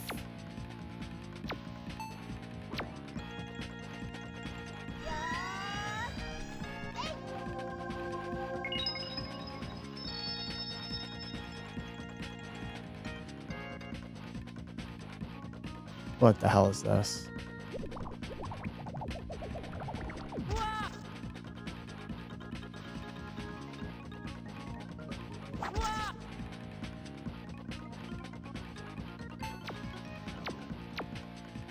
This is stupid.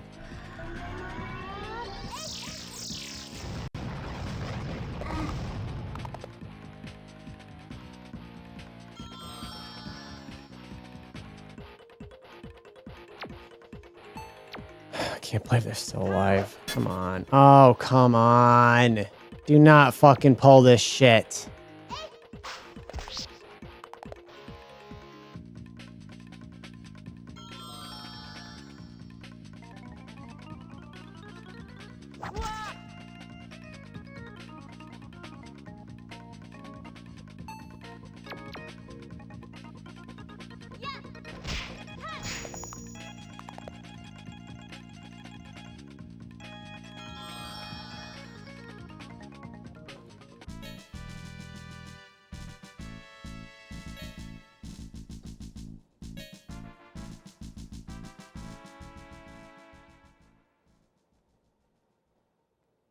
I'm hoping this isn't where I came from.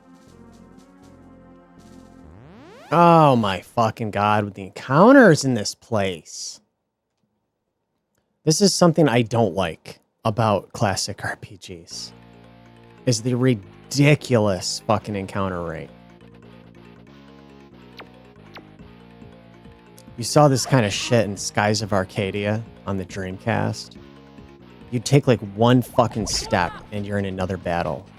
It was nuts. It was way overdone with the encounter rate. I kind of like how it was in, I think it was Lunar 2 Eternal Blue and Grandia, where you could see the enemies on the fucking screen and you could fucking avoid them if you wanted to, generally.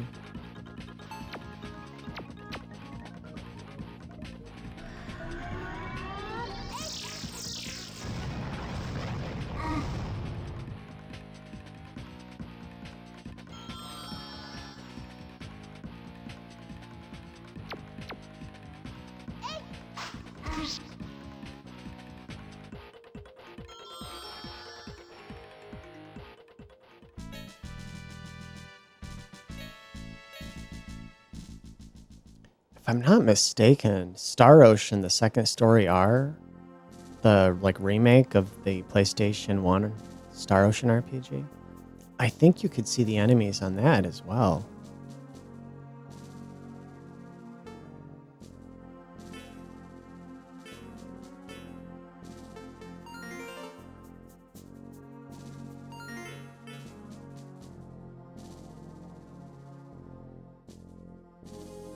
Ah, dude, come on. Where the fuck do I go?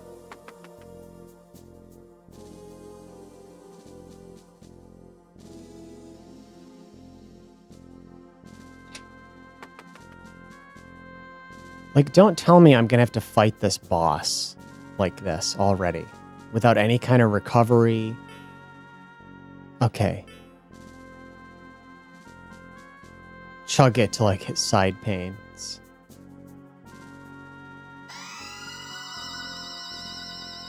Well, that's better, but I want to save this motherfucker.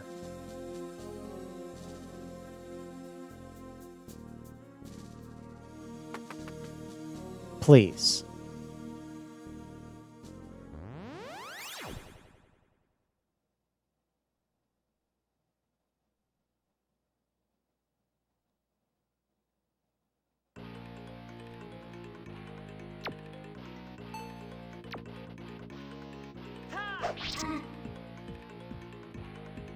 It's definitely a welcome feature in modern games where you can just save anytime, anywhere.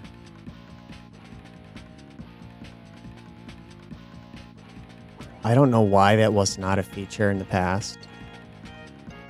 It seems because I've definitely played. There are a handful of games where you can save anywhere. If I'm not mistaken, maybe I'm wrong about this, but I thought Magic Knight Rayearth lets you save anywhere while you're playing the game. You just open the menu and hit save. Maybe some areas it doesn't let you, but anytime I've tried it, I believe it works.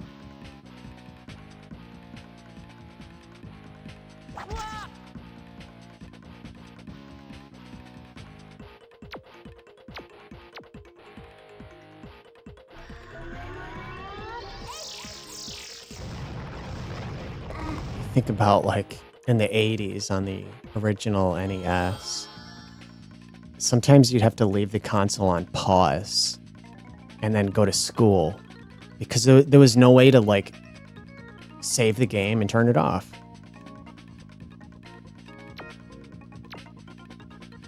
Like what archaic bullshit that is.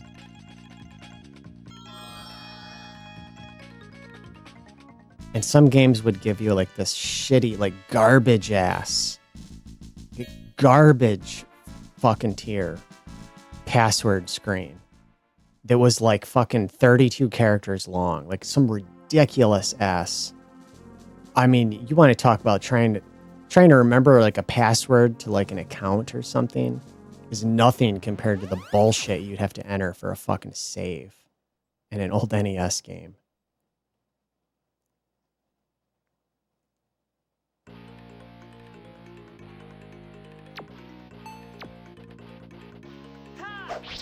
I don't think I have the patience to ever play through any of those games again.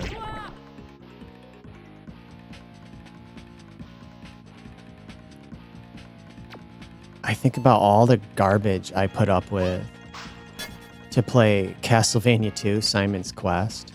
And I finished that game multiple times. And I don't know how the fuck I did. I don't know how I tolerated that shit. Because that game had some of the most unfair scumbag bullshit in it. Where you'd be exploring a castle and then you'd walk over a seemingly normal block on the floor and you just would fall through it all the way to the bottom of the castle and have to start the entire thing from the fucking beginning. And they'd put these fucking invisible blocks all over the fucking place. Everywhere. There'd be like, you know, like 3 or 4 of them in one fucking spot. Like every other goddamn block. It was disgusting. It was disgusting. The shit they did in that game. It was an awesome game, otherwise, but they put so much scummy ass shit in there. There was the invisible blocks, which were trash. Trash. Like, to me, that means, that translates to like, oh, we couldn't figure out how to make this dungeon interesting, so we just put a bunch of invisible blocks in here to fuck you over. There was that bullshit, and there was the scumbag dead end in that game, like halfway through the game, where you'd explore the whole game, and you could go to the left and right in that game, and so you could explore like everything to the left and everything to the right. You'd go up and down stairs to different like sub levels, and feel like, okay, I have literally spent hours and hours exploring every nook and cranny of this whole game. How do I proceed? Like, where do I go? And they put this one dead end in that game that you'd get to during your explorations, and you'd finally get to this dead end. You'd be like, okay, there's nothing here. I get all the way here and there's nothing here. And then you'd go all the way back. But that fucking dead end in one of the levels, or one of the areas, you had to have a fucking certain gemstone in your inventory selected, and then you had to like press the down arrow on the controller, which was like, it was a gimmick or like a mechanic in the game that didn't exist otherwise. It was never something you did in that game at any other point. So it was one of those like one-off throwaway fucking mechanics you would never figure out on your own. You hold the fucking down arrow on the thumb pad or the D-pad for like 30 seconds while this gem is highlighted in your inventory. And then just wait like 30 seconds with no kind of cue. Like, nothing's telling you that you're doing anything. And then all of a sudden it just proceeds to the next fucking part of the game. Like, trash tier fucking game design right there. In my opinion, to this day, is that they did that intentionally to sell strategy guides. Because, like, nobody would know that. So they would buy the guide to be like, oh, what do I do? And then they just, like, that's what it was for. It was to make you buy that fucking guide.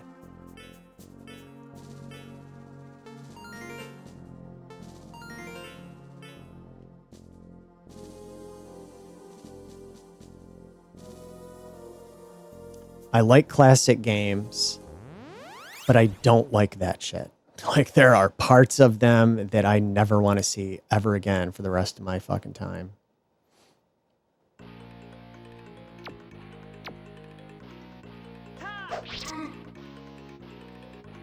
It's easy to look back fondly at games you grew up with and not realize that they're fucking trash and that you have fucking, you're an idiot. You like something that sucks and no one else is ever going to like it because it's bad.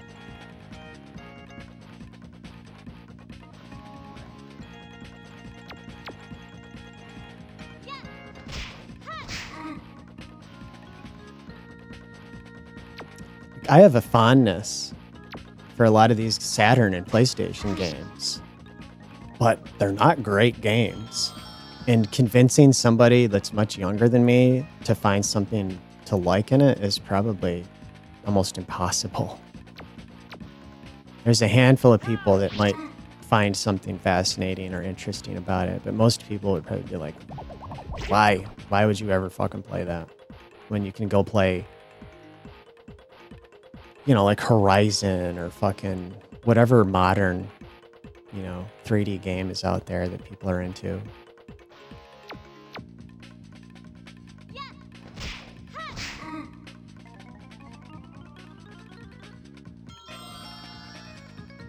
I don't like a lot of games.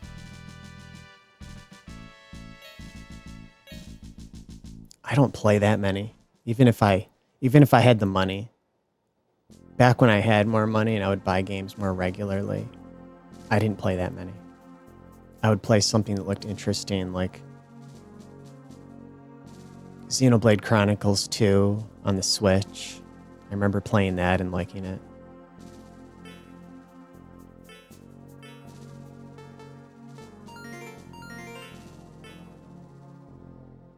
I only have like probably 6 or 8 Switch games after all the years that, oh, here we go. Oh, thank you. I'm going to create a second save file. What do you think? Should I do that? Actually, fuck it. Forget it.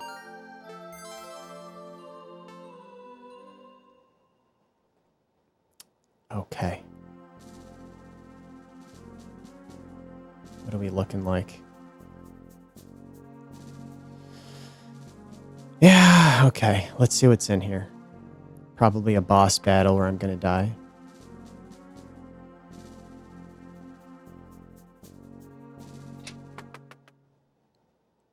I'm sure I missed a ton of items. I don't really fucking care.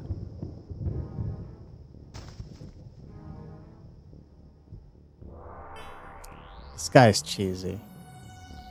Your skill is without a doubt impressive, adventurers. Chorus would be proud, I'm certain. Valerian, you undead swine. How dare you even speak the name of my dear father? Your arrogance will exact a heavy toll at my hand. It's such enthusiastic speech. I would think you'd be conserving your strength for our battle. And speaking of battle, before we begin, I must know one thing. Since my servants have turned your entire town into undead followers of me, why do you yet fight? Because I saw the pain in their eyes, mirroring the sorrow in their hearts. Valerian, you may control their bodies, but you can never own their souls. I fight to end your reign of terror and free them from your cruel hand. Like father, like daughter. It was the same weepy-eyed do-gooder speech when your father answered. And you shall meet the same end as your vaunted predecessor. It's predestined, child. Our answer was the same because we both shared the love of humanity. And of course, my interest in humans is strictly dietary. It's sad but true. Ah, Piffer. It's time. Shall we begin then? Wait. First, I must know one thing. My father sealed you away before he died. So then, how is it that you have once again come to freely terrorize the land? I mistakenly hoped that you would ask me something truly challenging. And yet, you ask the merely trivial. Very well then, I shall ease your mind of this puzzle. Your father was successful in sealing me from this world. In fact, I was confined beyond all hope of escape.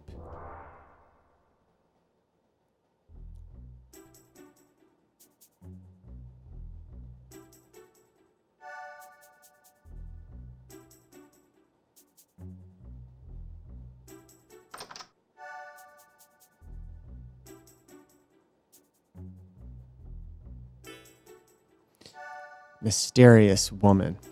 Ha! And this has to be the power crystal. With this, I will become Lord Bellinard's favorite.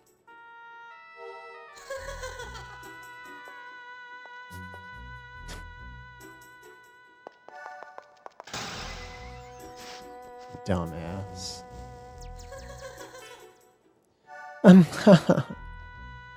But then I'm getting ahead of myself. Come to me, Crystal, you are mine.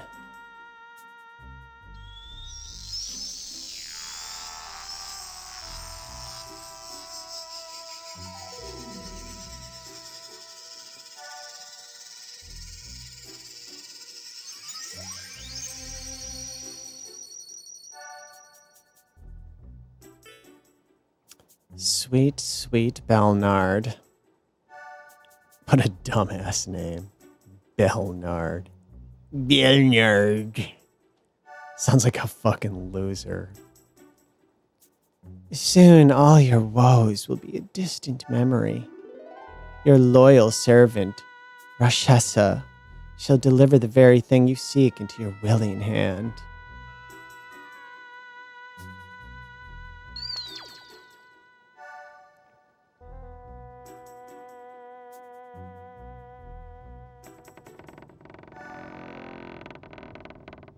Ugh, it must really stink in that coffin.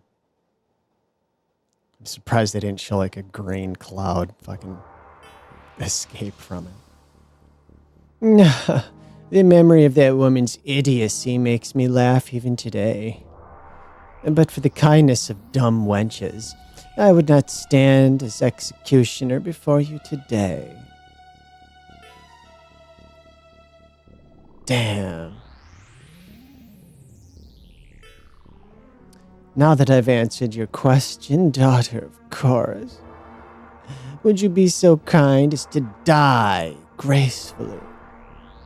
This is not the time for heroics. They can be so messy, and I'm really not in the mood.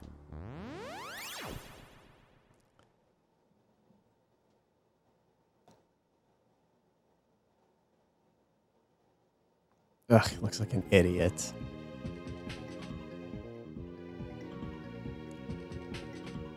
This guy's probably gonna fucking kill my party.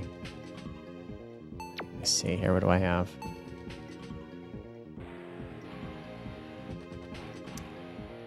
I'm like, do I use a dispel? Oh, I'll just attack him first. Oh, come on. Quickster. Okay, I'm gonna try to dispel that. So now he's probably gonna get like 2 or 3 fucking turns in a row.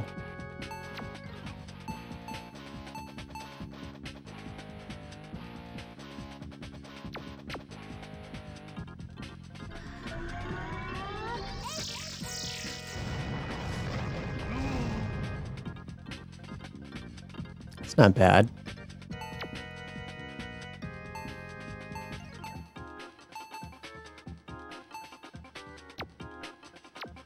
Yeah, okay.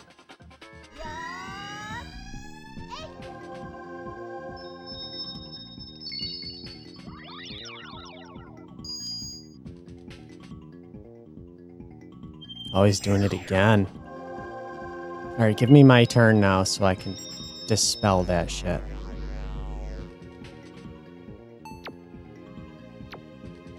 Fuckhead. That looks cool. You like that?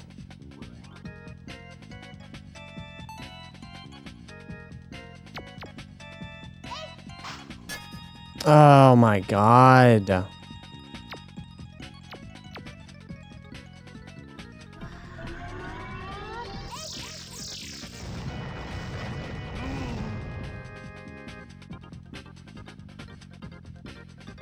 Is he just gonna do this the whole time? Because that would make it real easy for me.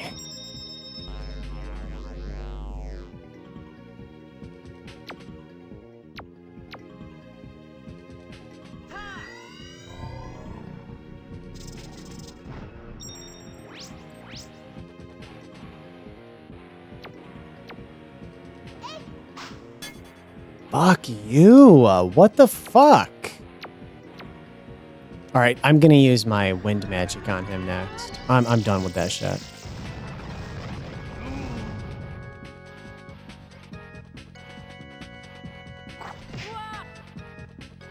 Oh my god. Oh, he does a lot of damage.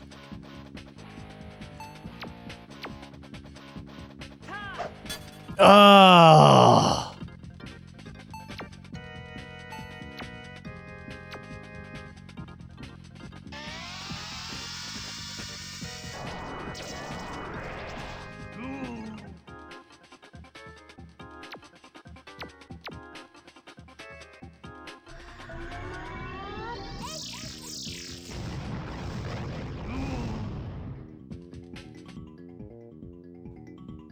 He started, or she started off doing like 70 plus damage to him, and it keeps going down.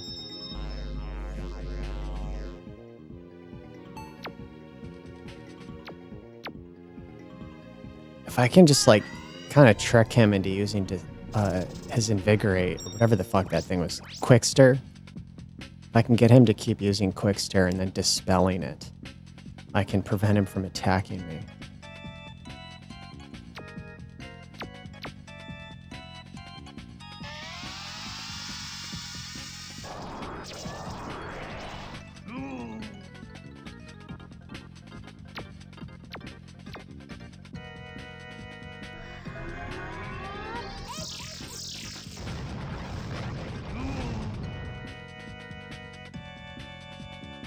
I'll take it.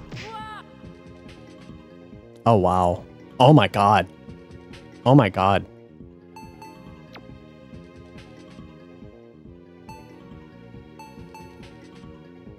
I'm gonna guess Spearmint heals more.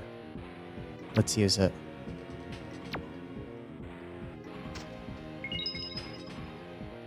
Yeah. This guy's a fucker.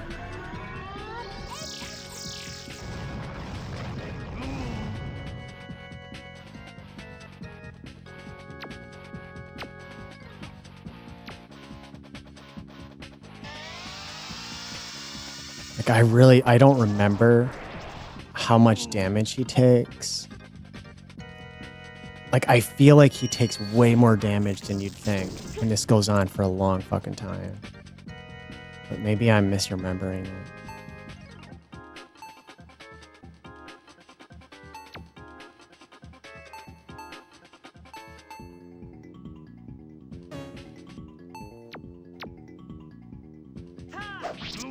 There we go. It's like the first successful melee attack.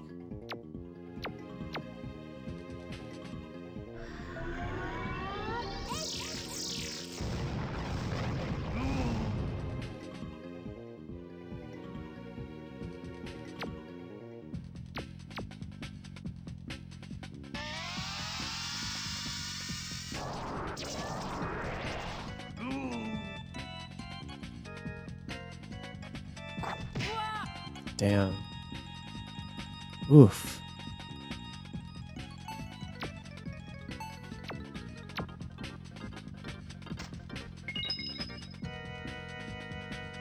Shit, 38. I thought I did more than that. I thought I'd do it like an 80 or 90 or something. What the fuck?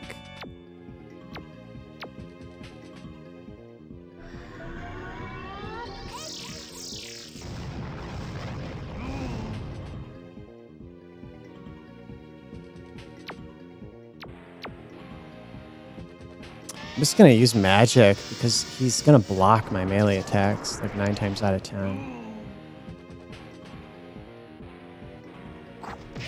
Uh-oh. Oof. Oh, wow.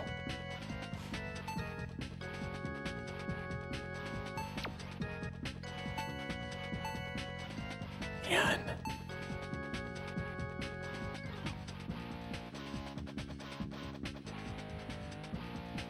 Yeah, all right, I'll use that.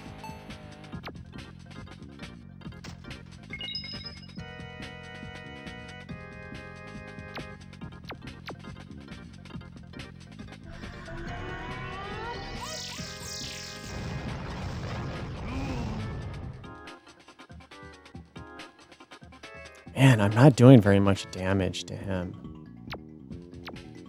I hope he's almost dead.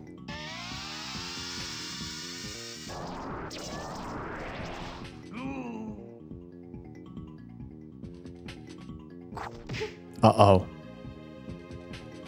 Oh, wow. I'm gonna have to use my last powerful healing item.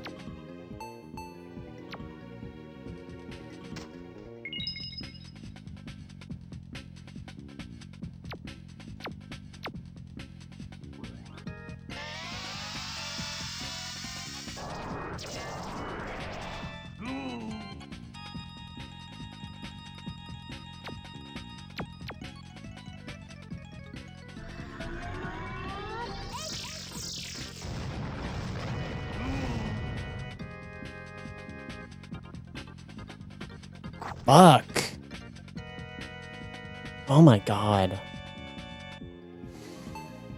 Alright, let me attack him. And I'll use Eka to heal.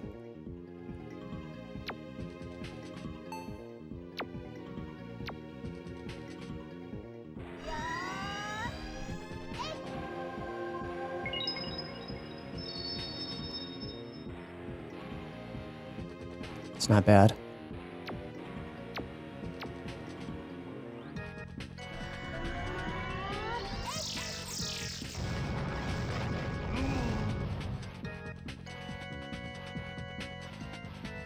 Shit.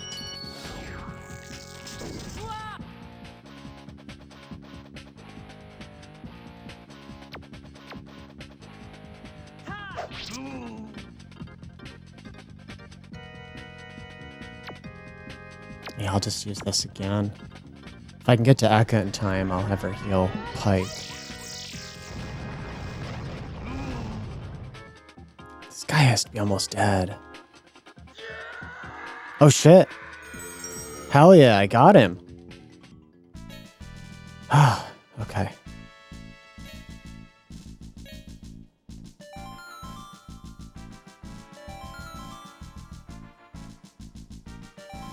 There we go.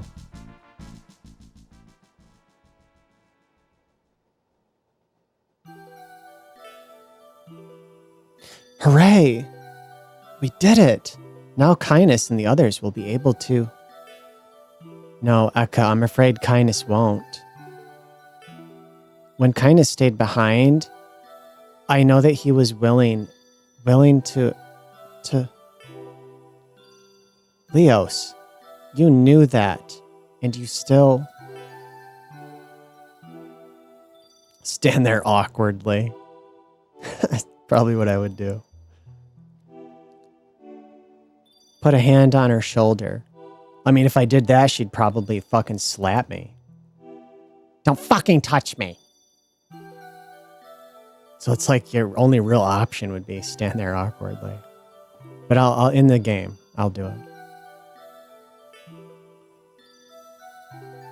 You feel that Leos is shaking very slightly. Come on, we better get back to Solus. Oh, dude, do I have to go back through the dungeon on foot? Oh, thank God. Because some games are like that. Magic Knight Rayearth is like that. You defeat the boss and then like, all right, on foot, bitch, back through the whole fucking dungeon. Good luck. Leos, you're alive.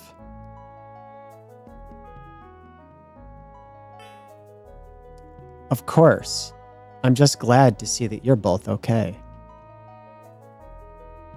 I was worried. Aren't you forgetting about a certain someone, Leos?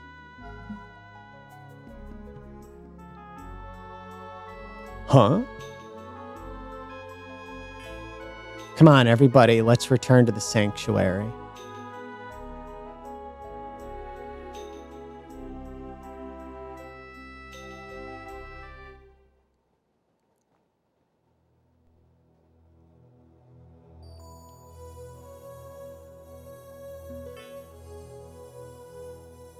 Kindness, darling.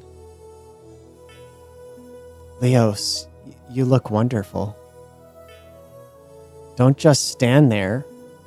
Hold me close to you. Oh. Hey, what's Kindness doing to Leos? Eka, fucking what are you, 5? It's called a kiss, you impish, naive doll. Didn't you know that Leos and Kindness were an item? Well, no, not really. I've never had a boyfriend. And I've never been kissed like that before. Oh, I have. It's the most amazing feeling in the world. It makes every hair on your body stand on end. Please, Emily. Hormone check.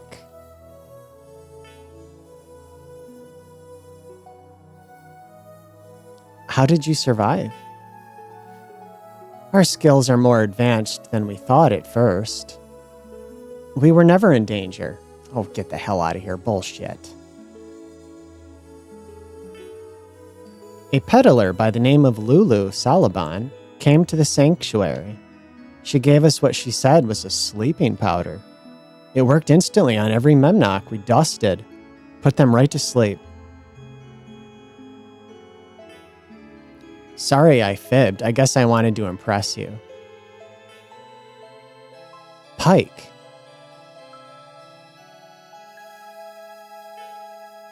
Now that Valerian's been taken care of, it's time to reach the town of Goodell.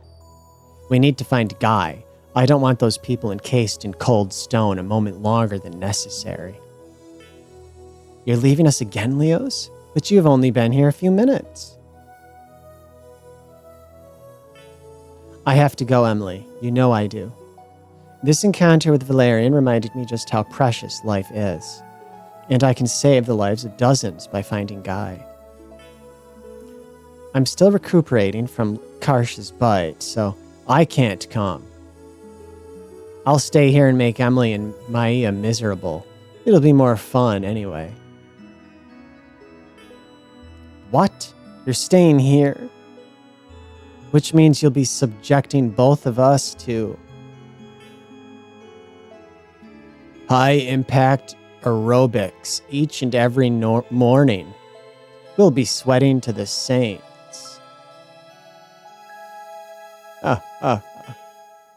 Well, let's get moving. No rest for the heroic. Pike, I want you to know that Laya will be the first spell we break. Okay. Let me go save. I don't want to have to redo that shit. Where was that? Down here.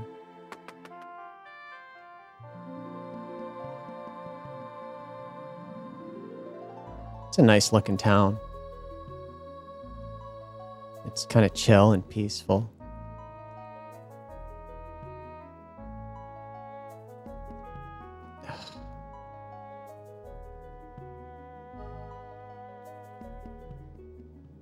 Here we go.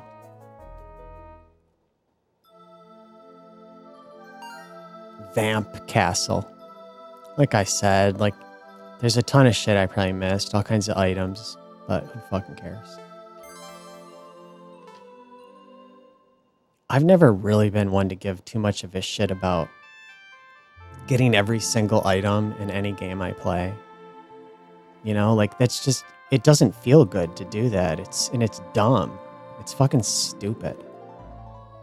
I feel like you're ruining the experience by doing that. Especially when you're because otherwise, right, no one's going to know. Most people use a guide to find every single item, and then they feel like they need to get every single item and every objective. And I just feel like you're wasting an otherwise natural experience. You know, when I think about the first time I played a game that I have fond memories of, like Final Fantasy VII on PlayStation 1, I didn't play it with a fucking guide and try to 100% it. I played it without knowing what the game even was, other than I saw screenshots in a magazine and I was confused and curious because I'm like, some of these images look like different games. When I'd see an image of the map versus an image from one of the pre-rendered cutscenes versus another image of your character in a town with the pre-rendered backgrounds, I'm like, these all look like different games. What is this thing? And I went into it so fresh and blind, and I'd never played a Final Fantasy game. I'd never heard of it before. And I just played it with this raw first-time experience, and I had a connection to it. If I was playing it with a fucking guide and be like, all right, okay, I need to go here now. Okay, I need to answer the questions in this order to get the perfect result, and make sure I don't miss that chest over there. You're ruining everything about that authentic experience and you're playing the game like a fucking shithead. That's how a shithead plays a fucking game. No thank you. Yuck. Disgusting. I don't think I've ever played a game like that. Like I mentioned earlier, I was using a guide to play Wild Arms a while back. That was just to know where to go next, because you're like on the map. And it's like, dude, I'm not wandering around this map for like 300 hours like my friend did in high school. I need to know what town I'm supposed to go to or what dungeon and where that is. And then I'd go there. But it wasn't like I'm saying to 100% it. And it depends too, right? Depends on, like for me, playing a game like Wild Arms, like I just wanted to like see it through. I wasn't trying to 100% it.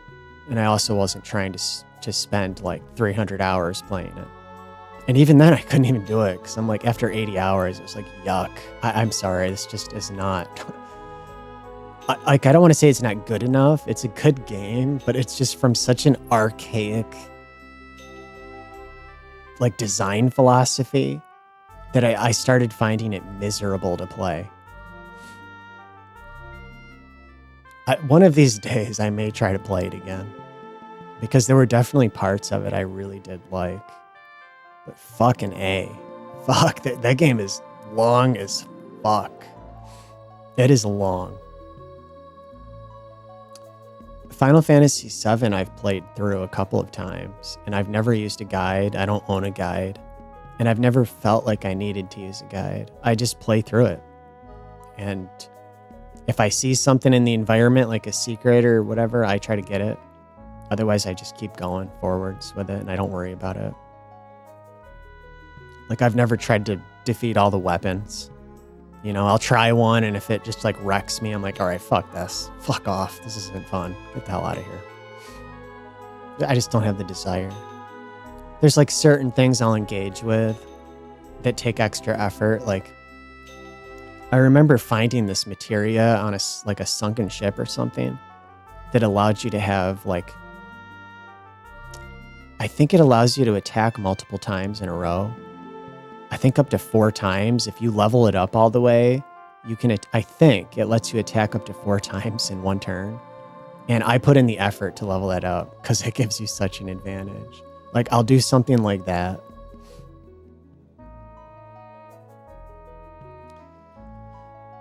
Anyway, I think before I start rambling on about irrelevant things, I'm going to end the video here. You know, that's a decent little sampling. It's almost 4 fucking hours. Jesus. I was thinking maybe an hour and a half to 2 hours max I'd play this. But there's a little sample of fucking Albert Odyssey on the Sega Saturn. And, you know, if it's something that somebody else is interested in, if you're interested in it, I think it's definitely a game worth playing, even if you're going to play it in an emulator, right? If you don't have the means or the desire to buy a Saturn. I haven't looked in a long time. They're probably not that expensive, but the games are going to be expensive. That's the problem. However, you can get an optical drive emulator, even the Saru, which, as I was saying, some games will crash. Like this game I had crashing issues with. But the Saru is like $50 to $70, and it's just a cartridge. So you don't have to modify the console. You can find them all over the fucking internet. eBay, probably Amazon, AliExpress, which I've never used, but I've thought about it because the prices are so cheap. You go on one of those places, buy the fucking Sega Saru, Saroo, I think it is, cartridge. It's kind of a dice roll on whether or not you're going to get a nicely made one because it's an open source device, so they're made by all different manufacturers. But, you know, maybe look into it. Either look into it and try to find somebody recommending a certain brand, or just fucking buy it. It's not that crazy expensive if you can afford it. And try it out. You get a micro SD card, and you just put fucking games on there that you get off the internet, and you fucking load them up, and you can play just about any Saturn game that was ever made. And I believe in any language. And the cool thing about something like the Saru is you can get a Japanese game that's been fan translated. You can patch it and then play that patched version on real hardware on your fucking CRT if you have one. If not, then you do it some other way, right? Maybe you're using an upscaler and playing it on an HD TV. The OSSC actually works really well with the Saturn. And you can use, for the Saturn, you can use either component or SCART cables with the OSSC. And in both times I've tried it, in both cases rather, I've had really good results. The OSSC works very well to upscale that image and play it on an HD TV. And I think that's the preferred way, is to play it on an actual Saturn. And like I was saying, if you use a device like the Saru or another optical drive emulation type of device, you don't have to worry about buying those expensive ass games off eBay. Otherwise, you can emulate it. There's nothing wrong with that. If you like emulating, or that's your only option, it's definitely a solid way to do it. At this point, the emulators are pretty mature and well done. And I think this is definitely a cool RPG. There are not a lot of classic 2D RPGs like this on the Saturn. You know, by the late 90s, you were getting some really weird 3D stuff that looks kind of nasty now. Some of them still hold up, like Grandia holds up very well. But the purely 2D stuff like this, I don't think there's very many. And that's too bad. I prefer the 32-bit 2D games, you know, over the 16-bit stuff, because they could do things you couldn't do on a Super Nintendo or a Genesis. Anyway, we'll call it there. And until next time.